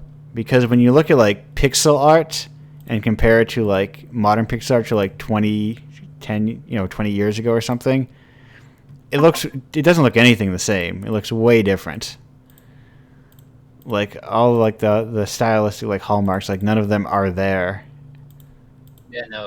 What is it? Octopath Traveler. I didn't really like it, but I played it and it looked gorgeous, man. The blending of semi almost realistic effects with the pixel backgrounds and characters. Man, it's a good looking game, but it doesn't. It's not even close to any It doesn't look like old RPGs. Not at all. It has this completely different feel to it. Yeah, it's pixel art again. It's a whole medium of art. It's not like you say, "Oh, I don't like paintings," right? Or yes. Oh, I'm not personally a fan of sketches. I think some of that's also due to how technology has advanced. So now it's not out of necessity. People aren't making pixel art because they have to necessarily. They're making it because either it's nostalgic or Yeah, they want to. It's a stylistic choice. Yeah, it's great and I love it, and that I do it. It's definitely where I get it from. Well, to be fair, it's not a stylistic choice for me because I cannot create any other art. So Yeah. But listen, I will also say there is like an intense amount of craft to working within a 32 by 32 space. That is also like a whole other like. I guess what I say is you can notice like amateur pixel art from like good pixel art. Yeah, and speaking of pixel art, I want to say I love how you made Polymute. Like, and I love how it's like almost semi 3D. I just love the style of it. The thing about that, I used a program. I used a tool called Sprite Stack to make basically voxel models of a lot of the characters, because Polymute was like a sequel kind of to another game that I made. So I started with the art in that game in Polymute, being like, okay, how can I translate this pixel art into like a 3D medium? And then from there, I like transferred it back into sprite sheets to individually take all these like basically eight directional. I think it was eight. It was either 8 or 12, maybe. I think it's probably 8 directional like turnarounds for every single one of these models, and put all of them into the game. Clever, wow. Well, I'm gonna. Before we go far deep into this long pixel, I feel like we are rapidly approaching a very long pixel art discussion. And before we go headlong into dive into those beautiful pixels, we are going to go on a last break. But before we go on our last break, I have to ask Yori, what would you recommend to someone who has like zero experience with shmups but is looking to dip their toe into the genre? Okay, that's a little bit hard because a lot of them assume prior experience in the genre, sadly. Right. They just kind of throw the game at you, and that's the problem and the difficulty. Yeah. I remember. I know that I remember Jamestown having a pretty good I know that Jamestown is pretty popular as these games go. Yeah. With a pretty good tutorial. It's not to my taste personally because it's more balanced for like 4 players. Right. And then also there is Danmaku Unlimited. 2 or 3. They both have pretty good tutorials and fairly simple gameplay, and you can they sort of show you the ropes pretty well before they throw you into it. Oh, perfect. Yeah, no, I mean, I think multiplayer is actually like a decent way to kind of, work your way into it. Mm-hmm. It can be easier with friends. Yep. And with that, we'll be back in 3 minutes or so while I percolate on this pixels. And Hello and welcome back to Indiepocalypse Radio. We are here with everyone officially, even though this has been a rowdy bunch who likes to butt in all over the place anyway. But actually, that's actually, I think like I am very up on that, that stylistically speaking, of course. And I think I want more of that in this show. So who knows? You say you like me. It's okay. You don't have to act all scary about it. You may have all brought in format change of I'm going to shorten the shows, encourage guests to talk more, all these kinds of things. Who knows? It's not that I like you or anything, Paka. Listen. Hey, because we stole some of Blinker and Yori's time, why don't we have them start off with they should speak. Yeah, so as we were leaving, we were talking about, like you were talking about pixel art and interpolating voxels, and we were just talking about, I guess, like the concept of the styles in broad strokes, I guess. Yeah. Yeah.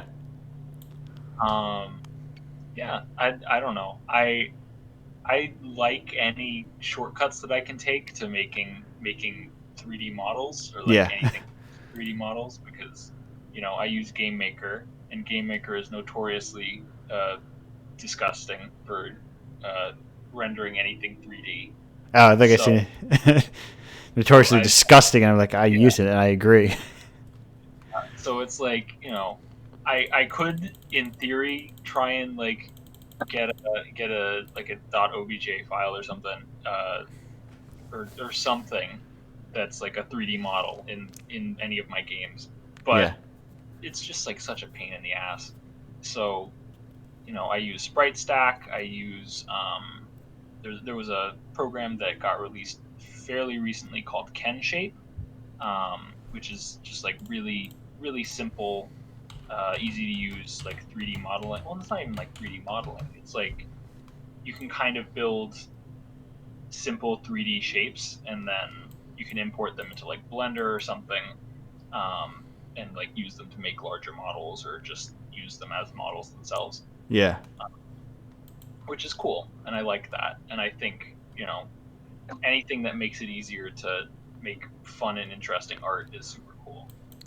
Yes, yeah. Anything to like skip the process of like the stuff that you don't want to do is super beneficial, because it turns out in order to make a game you have to do a lot of different things all at once. Oh, And what if there are programs that did some of those things for you?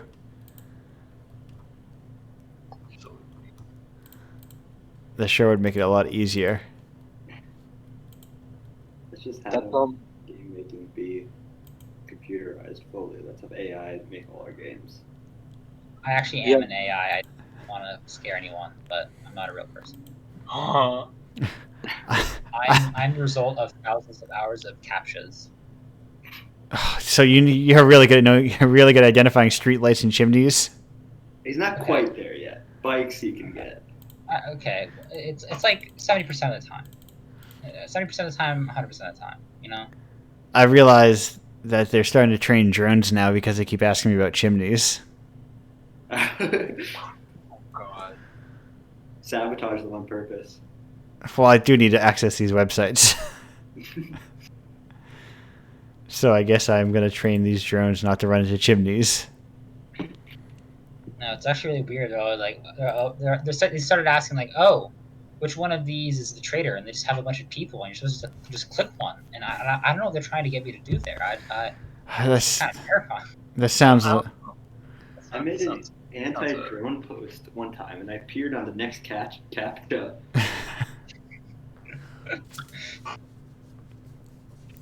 I keep getting this capture that keeps asking me what my number is. It's funny. My favorite shmup is actually IRL drone flying. God. All the captchas just ask for my social security number now, and I can't access any website. Really? All my captchas just show my social security number.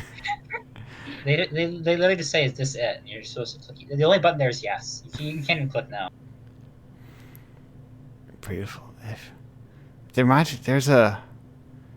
There's like this is old Mac game like of The Prisoner. If you're familiar with The Prisoner, the TV show. No. No. He's personally offended. Are there no Patrick McGowan stands in the audience? On the cast. The audience. Scanners. He was in Scanners too. He was like asleep the whole time. He's a very excellent performance. I love anyone who can perform sleeping. I recently saw that movie, and he is like always in like a permanent like. He's like as far down the chair as he can sink, and it's so good. Anyway, the prisoner is a secret agent, goes to an island, and they need to know his termination code, and it's a thing. They played the Beatles at the end when clearly they could afford that license. So you get a gun battle to All You Need Is Love. It's a weird thing. It's completely unaffordable by anybody now. You know what's sad? Have you guys ever played Elite Beat Agents? Yes. Yeah. Like I think another game would be nice, but apparently the cost of getting all those songs was just too much. It was not profitable because of that. What a crime that all those songs would cost so much. I wouldn't pay for any of those songs. Just make really bad like MMD Big Crush versions of them. What was this? this? Unrecognizable. Was there? Sorry, I have to look at the soundtrack real quick. Was there like a single? Material Girl. That's pretty fire, man. What song? Material Girl. Oh. Yeah. Yes. Material Worlds. Yeah. Okay. And Skater Boy, dude. Come on, Skater Boy. Skater Boy sucks, dude. I'm not gonna... Okay, wait. Let's. I think Let's Dance is good. I think. Okay. Yeah. And it has September. Look at that. Do you remember? Yeah, that has to be a fortune, man, to get like Bowie and whatever. Yeah. Wind Fire. Yeah. So it's got 2 songs that I would listen to, given a choice. Hoobastank. What about Jumpin' Jack Flash? I mean, come on, man. I have no opinion on Jumpin' Jack Flash. I saw Hoobastank and I closed the window in disgust. Hoobastank. I can't believe we as a culture allowed Hoobastank to exist and like be on the radio and. Fuck, got him. Things they let on the radios these days, like this Andrew guy. He just goes on the show and he harasses people. Okay, I do. What's it called? What's that show called? Something called like Stinky Poopalets, something like that. Dude, nice one. Got him.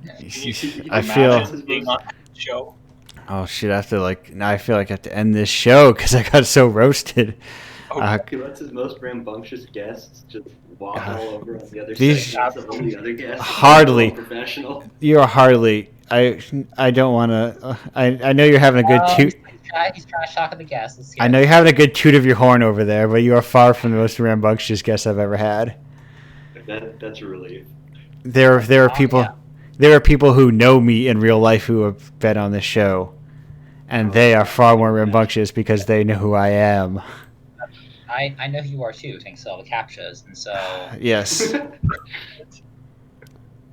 But I'm always scared to have people in my real life interact with my game dev stuff, just because it's like I don't know, it's like another layer of like being known to people, right? And like I don't know, it's so like weird to me. It's it's you want to separate work from real life, in a sense. But it's also like half the time it's not even like, doesn't feel like work. It feels just like a hobby, and then that's suddenly, because like all these projects and hobbies, like just creating art is such like a personal thing, right? And somehow putting it on the internet feels like less personal than showing it to people like who know you, right? Because it's like dive in your brain. It's like I know I have like my friends aren't going to like judge me for it. I'm pretty sure, but also it's so intimate that I don't want to like show them, I guess. Right. Because like you said, then it's like I'm sharing this stuff with complete strangers on the internet, and I'm fine with that. But the second like anyone that I have met once in my life knows that I make video games, I'm like, oh god, it's all over. Yeah. There's that weird like slip where like on the internet, right? You're anonymous, so anything you post, like you could post like whatever you wanted, and there's like that cringe on the internet. Imagine. Yeah. Well, if you have a local game dev scene that you can go and meet and talk to, that can really help. And I right now I'm not in a place where I can. I might be at the end of the summer, but yeah, it's so weird. Like that whole the fact that like that feels so strange to me. Like just like sharing that stuff with people that I know. And like I mean, I haven't really put much of my stuff on the internet up. I think I like literally started putting stuff up this summer. I'm gonna shamelessly plug my Critter Catalog's Instagram account, just Go Animal Facts. But like again, it's like I've never posted any of this stuff except until like Jacob came up to me and was like, "Hey, you want to make a game?" Yeah, You know, that was the first time I really started making art, or not making art, but like posting my art. Yeah, and I just want to mention, I just want to shield for us real quick. We do have something in the works. You know, our little icon says it's something we're working on. Yes. Yeah. There will be time to show at the end of this show. I may have forgotten for one show, but there will be plenty of. Don't worry, you'll get your plugs segment. Okay, I got it. Thank Don't you worry about that. No, I think it is. You'll be spared. Yeah, I think the thing is like, if when you post something or like when you make your work or something, and it's like you don't care for the way someone interacted with it, or I guess for the most part you don't expect strangers to interact with you, like connect with you personally in return. But also, if they do and they do in a way you don't like, you can just block them, which is hard to do. With people you know. Yeah, like I blocked you after you rejected me. Yeah.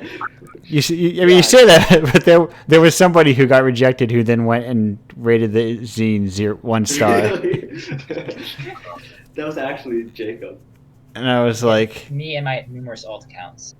I was like, what? All captions. Captions. 1 star. I was like, let me check. I'm like, how did this thing get 4 stars? Because usually people just like are in the zine and then they rate it 5 stars. And it was someone who was not. Damn straight. It was someone who was not in the zine but submitted but did not get in, and who went and rated it 1 star. But then they were also. I went down a hole of like, what else did they look at? And I'm like, maybe they just didn't like it. Maybe they did. But then they were also like posting on a jam. It was like, I can't believe these no effort non-games win jams when people work hard to make real games that don't do anything. Or I'm like, oh. Okay. I'm not like other game devs. Yeah, okay. I'm one of the cool kids. One of the cool game devs, okay? Although I will say it is frustrating when you're in a game jam. You can see someone who's quite obviously, like, they made the game beforehand. And they're just posting it. There are definitely people who I have gotten submissions from people who have a list of submissions on you know how it adds the submissions to the right side of your page? Yeah. It goes well beyond as far as the page will scroll. So they're just like mass submitting all their shit. Yeah. And then usually their game gets deleted. Or removed from all the jams, one of the two. I can't remember. I'm not sure which it is. But one of those two options. But yeah, it's a process of just like I know it's nice though, because when they do all that, I know I don't have to really bother playing their game because it's probably not very good. Which how dare you not play Cookie it, Clicker Simulator 3? You can usually, like, I've gotten very good at telling offhand, like, if something is anywhere decent or not. It's like Jacob, do you remember the 15th grade calculators of the other jam we were in? Yeah, okay, yeah. So, Ragnarok Remastered was made for an local jam. And apparently the year before, because it's not really a jam, it's a general open programming thing. Yeah. So, like, there were like 4 or 5 different groups that just made GPA calculators. Like, completely independently of each other, they just made GPA calculators. No coordination between them. That was just, the most important thing on everyone's mind to program. Trying to think. Oh yeah, no, some guy. He apparently he what was it? Well, he made some like thing to track eye movement, make sure you're paying attention. But they caught him because the timestamp on his video was from like June, and it took place during like November. I know. I say, let them all in. Throw down the walls. All the GPA calculators, they all get in. Everything gets in. No rules. Why? Next game jam.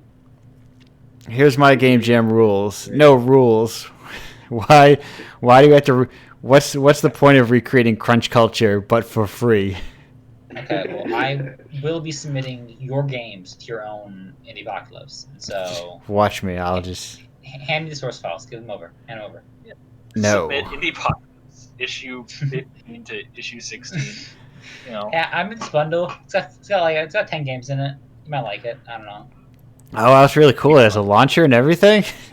Yeah, Okay, so yeah. We should have. actually made a really good game called Polymute, and It's a really cool anti visual romance dating sim visual novel. Very cool. it looks like it fucking sucks, dude. But Dude, I would say it, but no, it's good. good, good, good, good, good, good, good. But good. Is Ragnarok Remastered good? I'd say it's actually kind of just okay. That's fine. Because it was accepted, so. Yeah, listen, I've. Let me tell you something. Somebody said this to me once. It was like, oh, I can't believe I got into. I have like a little comment section at the bottom for like any additional comments, and someone's like, I can't believe you picked me. There's good games, and I was like, I emailed them like, listen, people submit real horse shit to Indiepocalypse. Trust me. Yeah, like Polymute guys. But... Yeah, Polymute, Ragnarok Remastered, you know the usual ones. Yeah. Real like Demonizer, Real the rest terrible, of them. real malware. Yeah, just Games. Bottom of the literally bottom of the malware. Yeah. dude. Like I tried to download it, and I mean, you joke, but I did try to download someone's game and say it was malware, and I had to email them like, "Is this?" Can I tell a story? Because that happened with Polymute a couple weeks ago.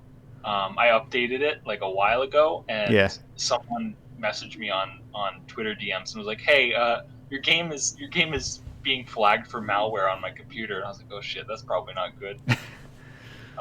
So I had to like dig it up. I had to dig up the file, and I had to open it up and like run it on my computer, and then it also got flagged for malware on my computer, which was not a good sign. Was it like a Zepidita B or Zepidus? I forget the. Like it was like some fucking Trojan or something. It's like I don't know what exactly was causing it, but you know I took the file down from itch as you do. I was like, okay, I'm gonna try and control the situation as best I can because I have no idea what's happening. And we worked it out eventually. But you know, it was a scary moment having someone tell me that my game is malware. Was it just like a false positive from Game Maker? Yeah, or from like I think there was a Windows Defender update or something recently, and that might have changed something or caused something that caused the game to get flagged. That's as far as I know, yeah. That's what the person told me. He said, "Oh no, that's a false positive related to Game Maker." Guys, please, it's false. Just play the game. Just open the exe. It's fine. The issue was that trying to cover for Windows Defender was like actually like quarantining the file and deleting it. So it just like couldn't run it no matter what.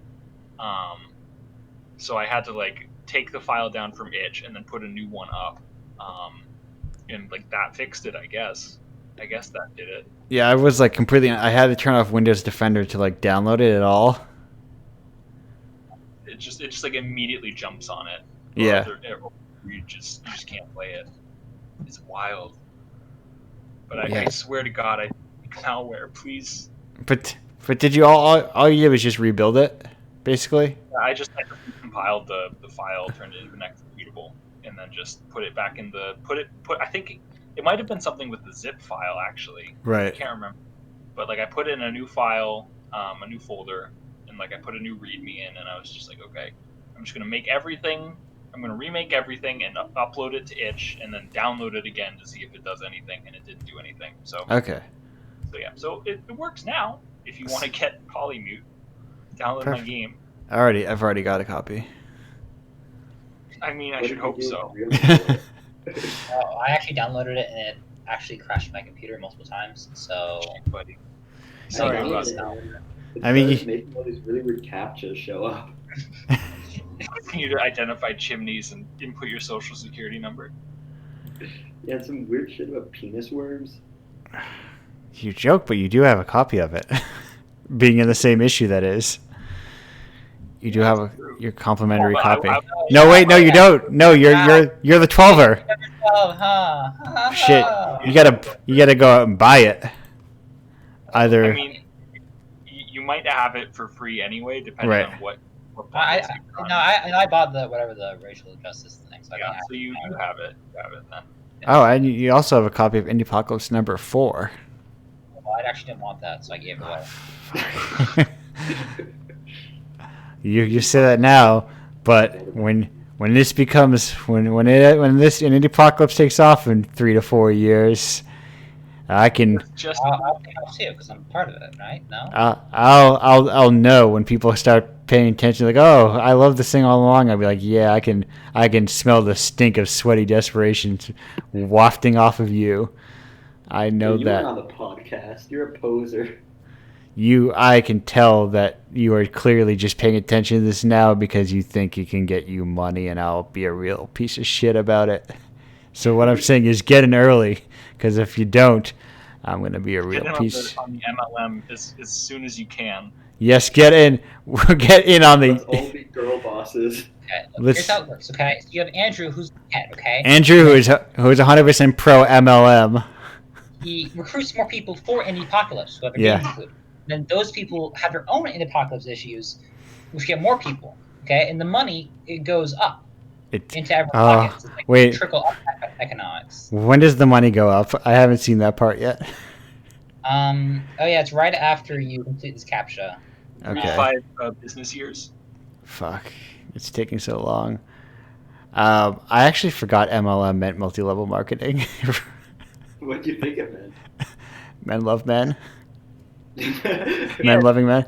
That was my somehow at some point that had superseded. I assume that's. I don't remember. It could be loving men or something to that effect. It's the spirit is there, and then it had super. Making lots of money. It has superseded that in my brain, and then someone was saying something about multi-level marketing. I was like, "Excuse you." Huh? Referring to that as MLM, I'm like, that's contextually this doesn't make very much sense. But you're telling me these two men are multi-level marketing each other. Okay, I don't understand. The love flows up. Okay, that's all. I haven't seen any of that love either. When does it flow up to me? When does it flow up to me? Damn. No, that's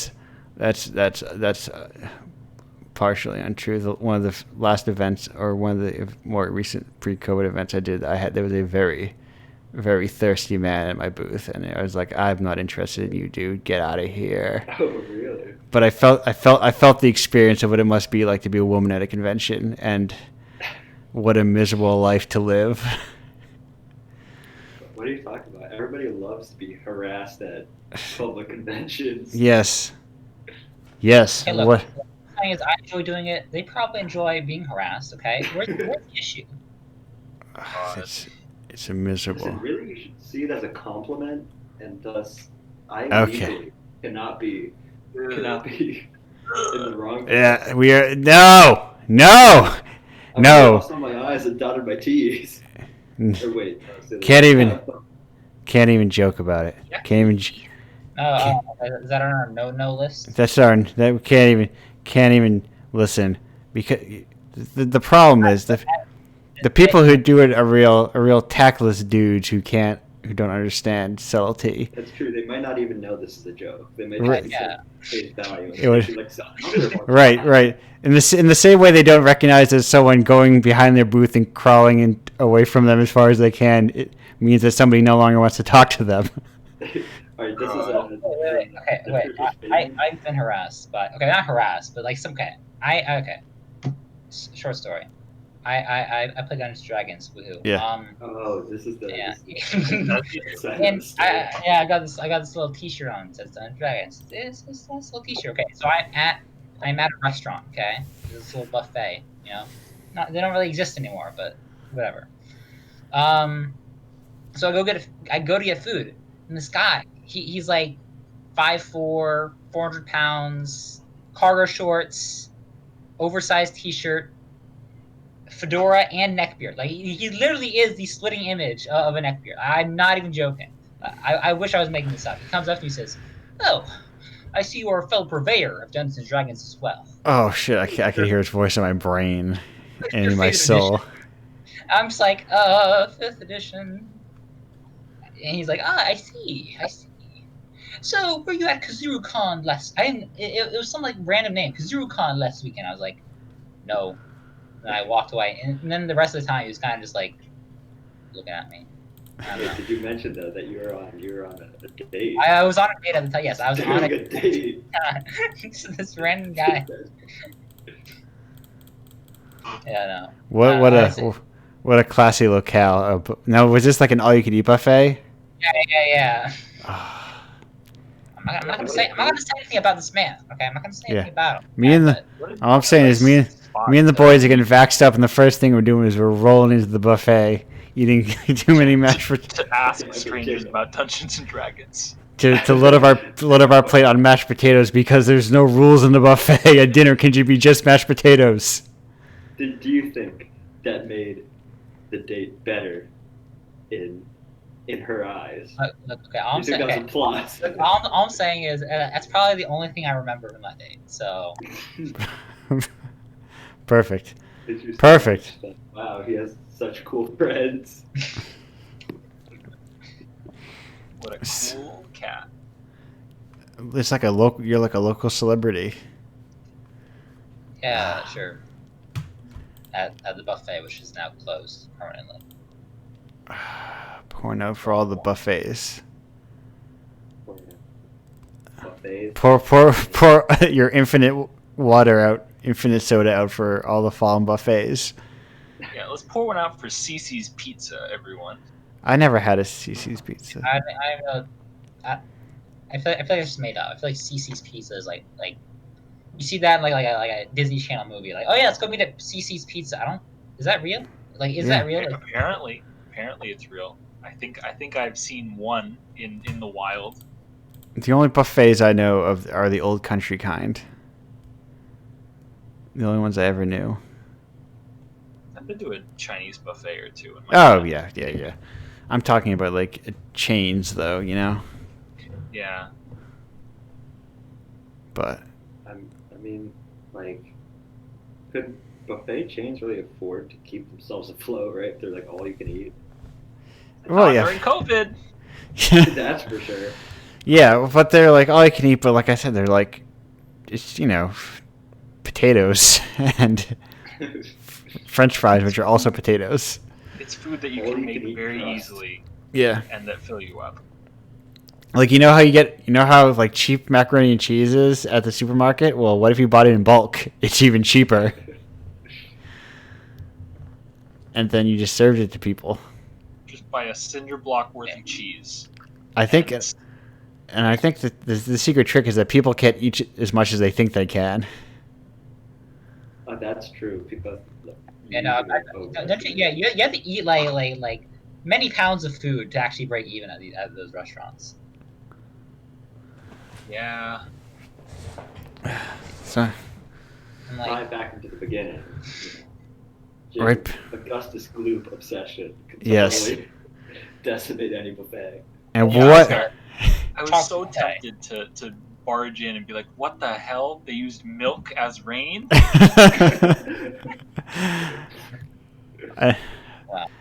And with that perfect button on this podcast, we are going to end it. Now that you've hit our nice, crisp 2 hours.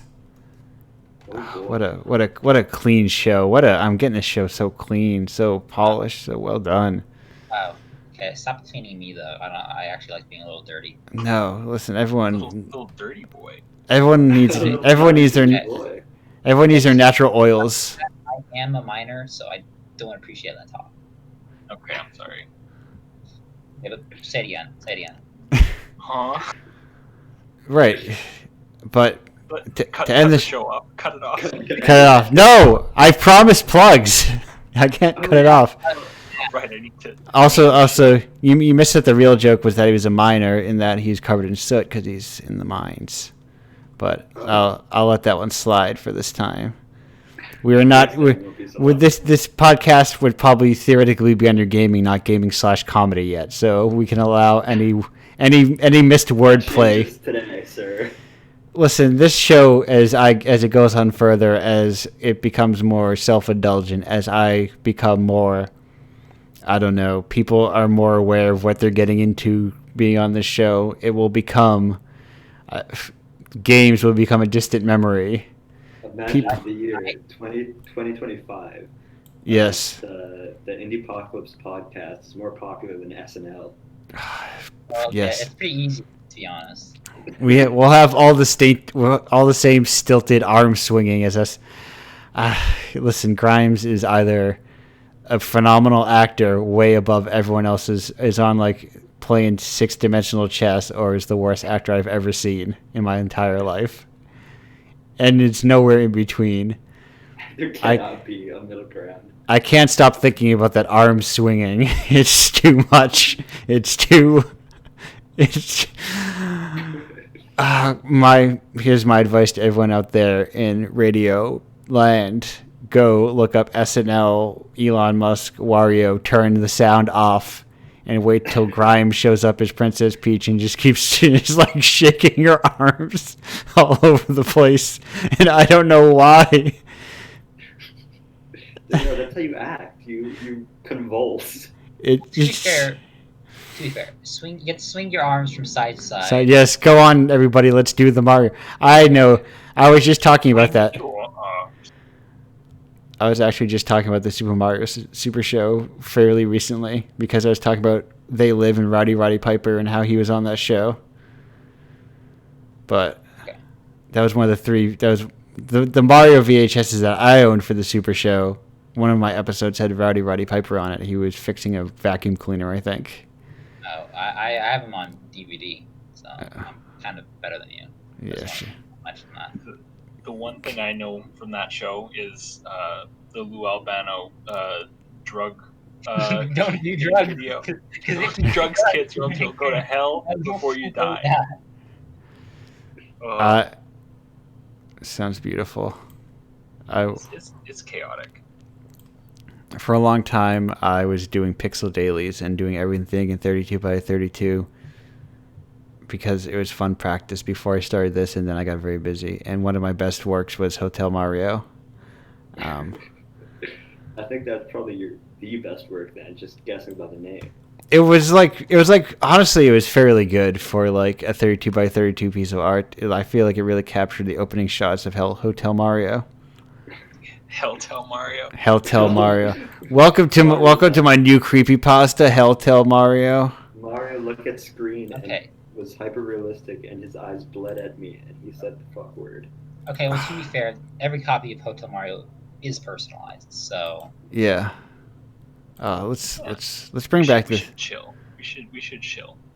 Oh, we're chilling. Okay. Oh yeah, right. We gotta. I said I was gonna close the show, and then I went off on a tangent. I got thinking about the Piper Man, dude. I got thinking too much about. Okay, everyone know quiet. We have an order to how I do this, and it's clockwise according to the pictures on the screen. So, Ori, what have you got to plug? Demonizer 1.5 and a console port, hopefully coming this year, and maybe starting a new game as well. Either probably an undersea exploration or a casual flying mobile type game. I don't know which yet, but that's it. Yeah. Perfect. Linker, what have you got? I've got my cool game Ragnarok Remastered. I'm kidding. I have Polymute on itch.io, and I also have another game that I released after Polymute called Ella Fantasy, which is on itch and Steam. You can pick it up. If it was yesterday, it would have been on 60% off sale because it was Itch Creator Day, but now it's not. So you can get it for a cool full price of I don't know how much because I don't have Itch open, but that's like no, I do have Itch open. Hold on. I bet I'll find it first. It's like $5. I think it's like $5. It's fine. And Blight Games, what have you got to plug?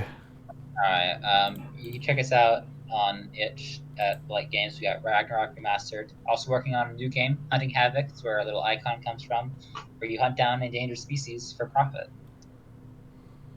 And Are there animal facts? Speaking of animal facts, I have a project I did over the summer, which is called Critter Catalogs on Instagram, where I did I based one little fact sheet on every animal for the alphabet, and I tried to make them pretty obscure. So if you're interested in more penis fencing-esque facts, maybe check that out. Perfect. And I will say, go to Indiepocalypse.com, buy any one of the now 16 issues of Indiepocalypse. There's a lot of them that keep building up. It's like there's a little bit for everything, for everybody. There's launchers now. You can just like click on a thing. It's like, wow, I browsed through it. It's not like there's zip folders or anything. It's like a real video game now to appease your. Are there launchers? I couldn't hear you. Are there launchers? There's launchers everywhere. All of them are updated now with fresh new launchers, courtesy of Bundle launcher. It's good. Honestly, I think that thing is very important. I think it will help bundles and like all bundles in the long term. It's actually very easy to set up. I'm a big fan of that launcher. Right. But is there a launcher though? Bundle. Is there a launcher for their launcher?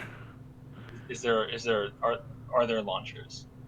There are launchers. We've got launchers for days. You press up and B. It's your launcher button. And then you hit up and you go up after them, and then you do your air combos on all the video games. And then they all open, and you're like, I got all these video games open at once. I'm in over my head. It looks so easy when I watch the combo videos on YouTube, and now I don't know what I'm doing anymore. I know what you can do, though. You can go to indiepocalypse.com/Patreon and sign up for the Patreon at the $5 tier, because they call them tiers, because that's the real professional thing to call them. What would you call them?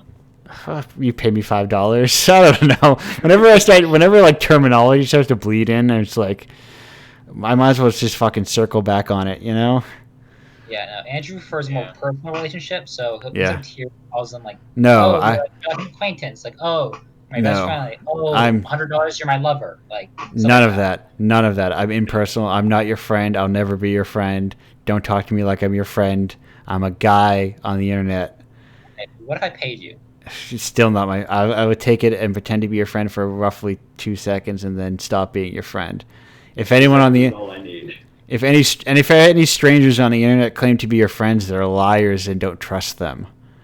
And they're using imbalanced personal relationships and social dynamics in order to milk money from you. Accept me, and you can become my friend by sending me your social security number. Yes. I'm just filling out CAPTCHA, like. Either works. True friends ask for your social security numbers. Anyway, buy it. Get on the Patreon. It's good money. Good stuff there.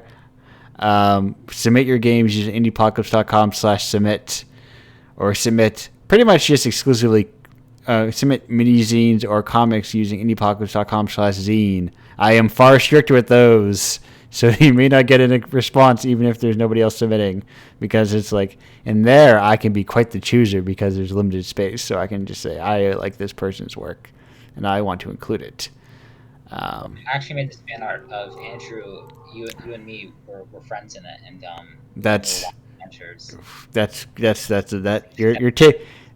only adventure you're taking is a long trip to Blocktown with that kind of fan art. I already blocked you, so I honestly don't know what else to expect. There you go. These are very mixed messages. I unblocked someone so they could promote. I unblocked someone who I had previously blocked because I saw they were doing their like, do this and we'll maybe retweet your stuff, and then they didn't retweet it, so I'm considering just blocking them again. Do it.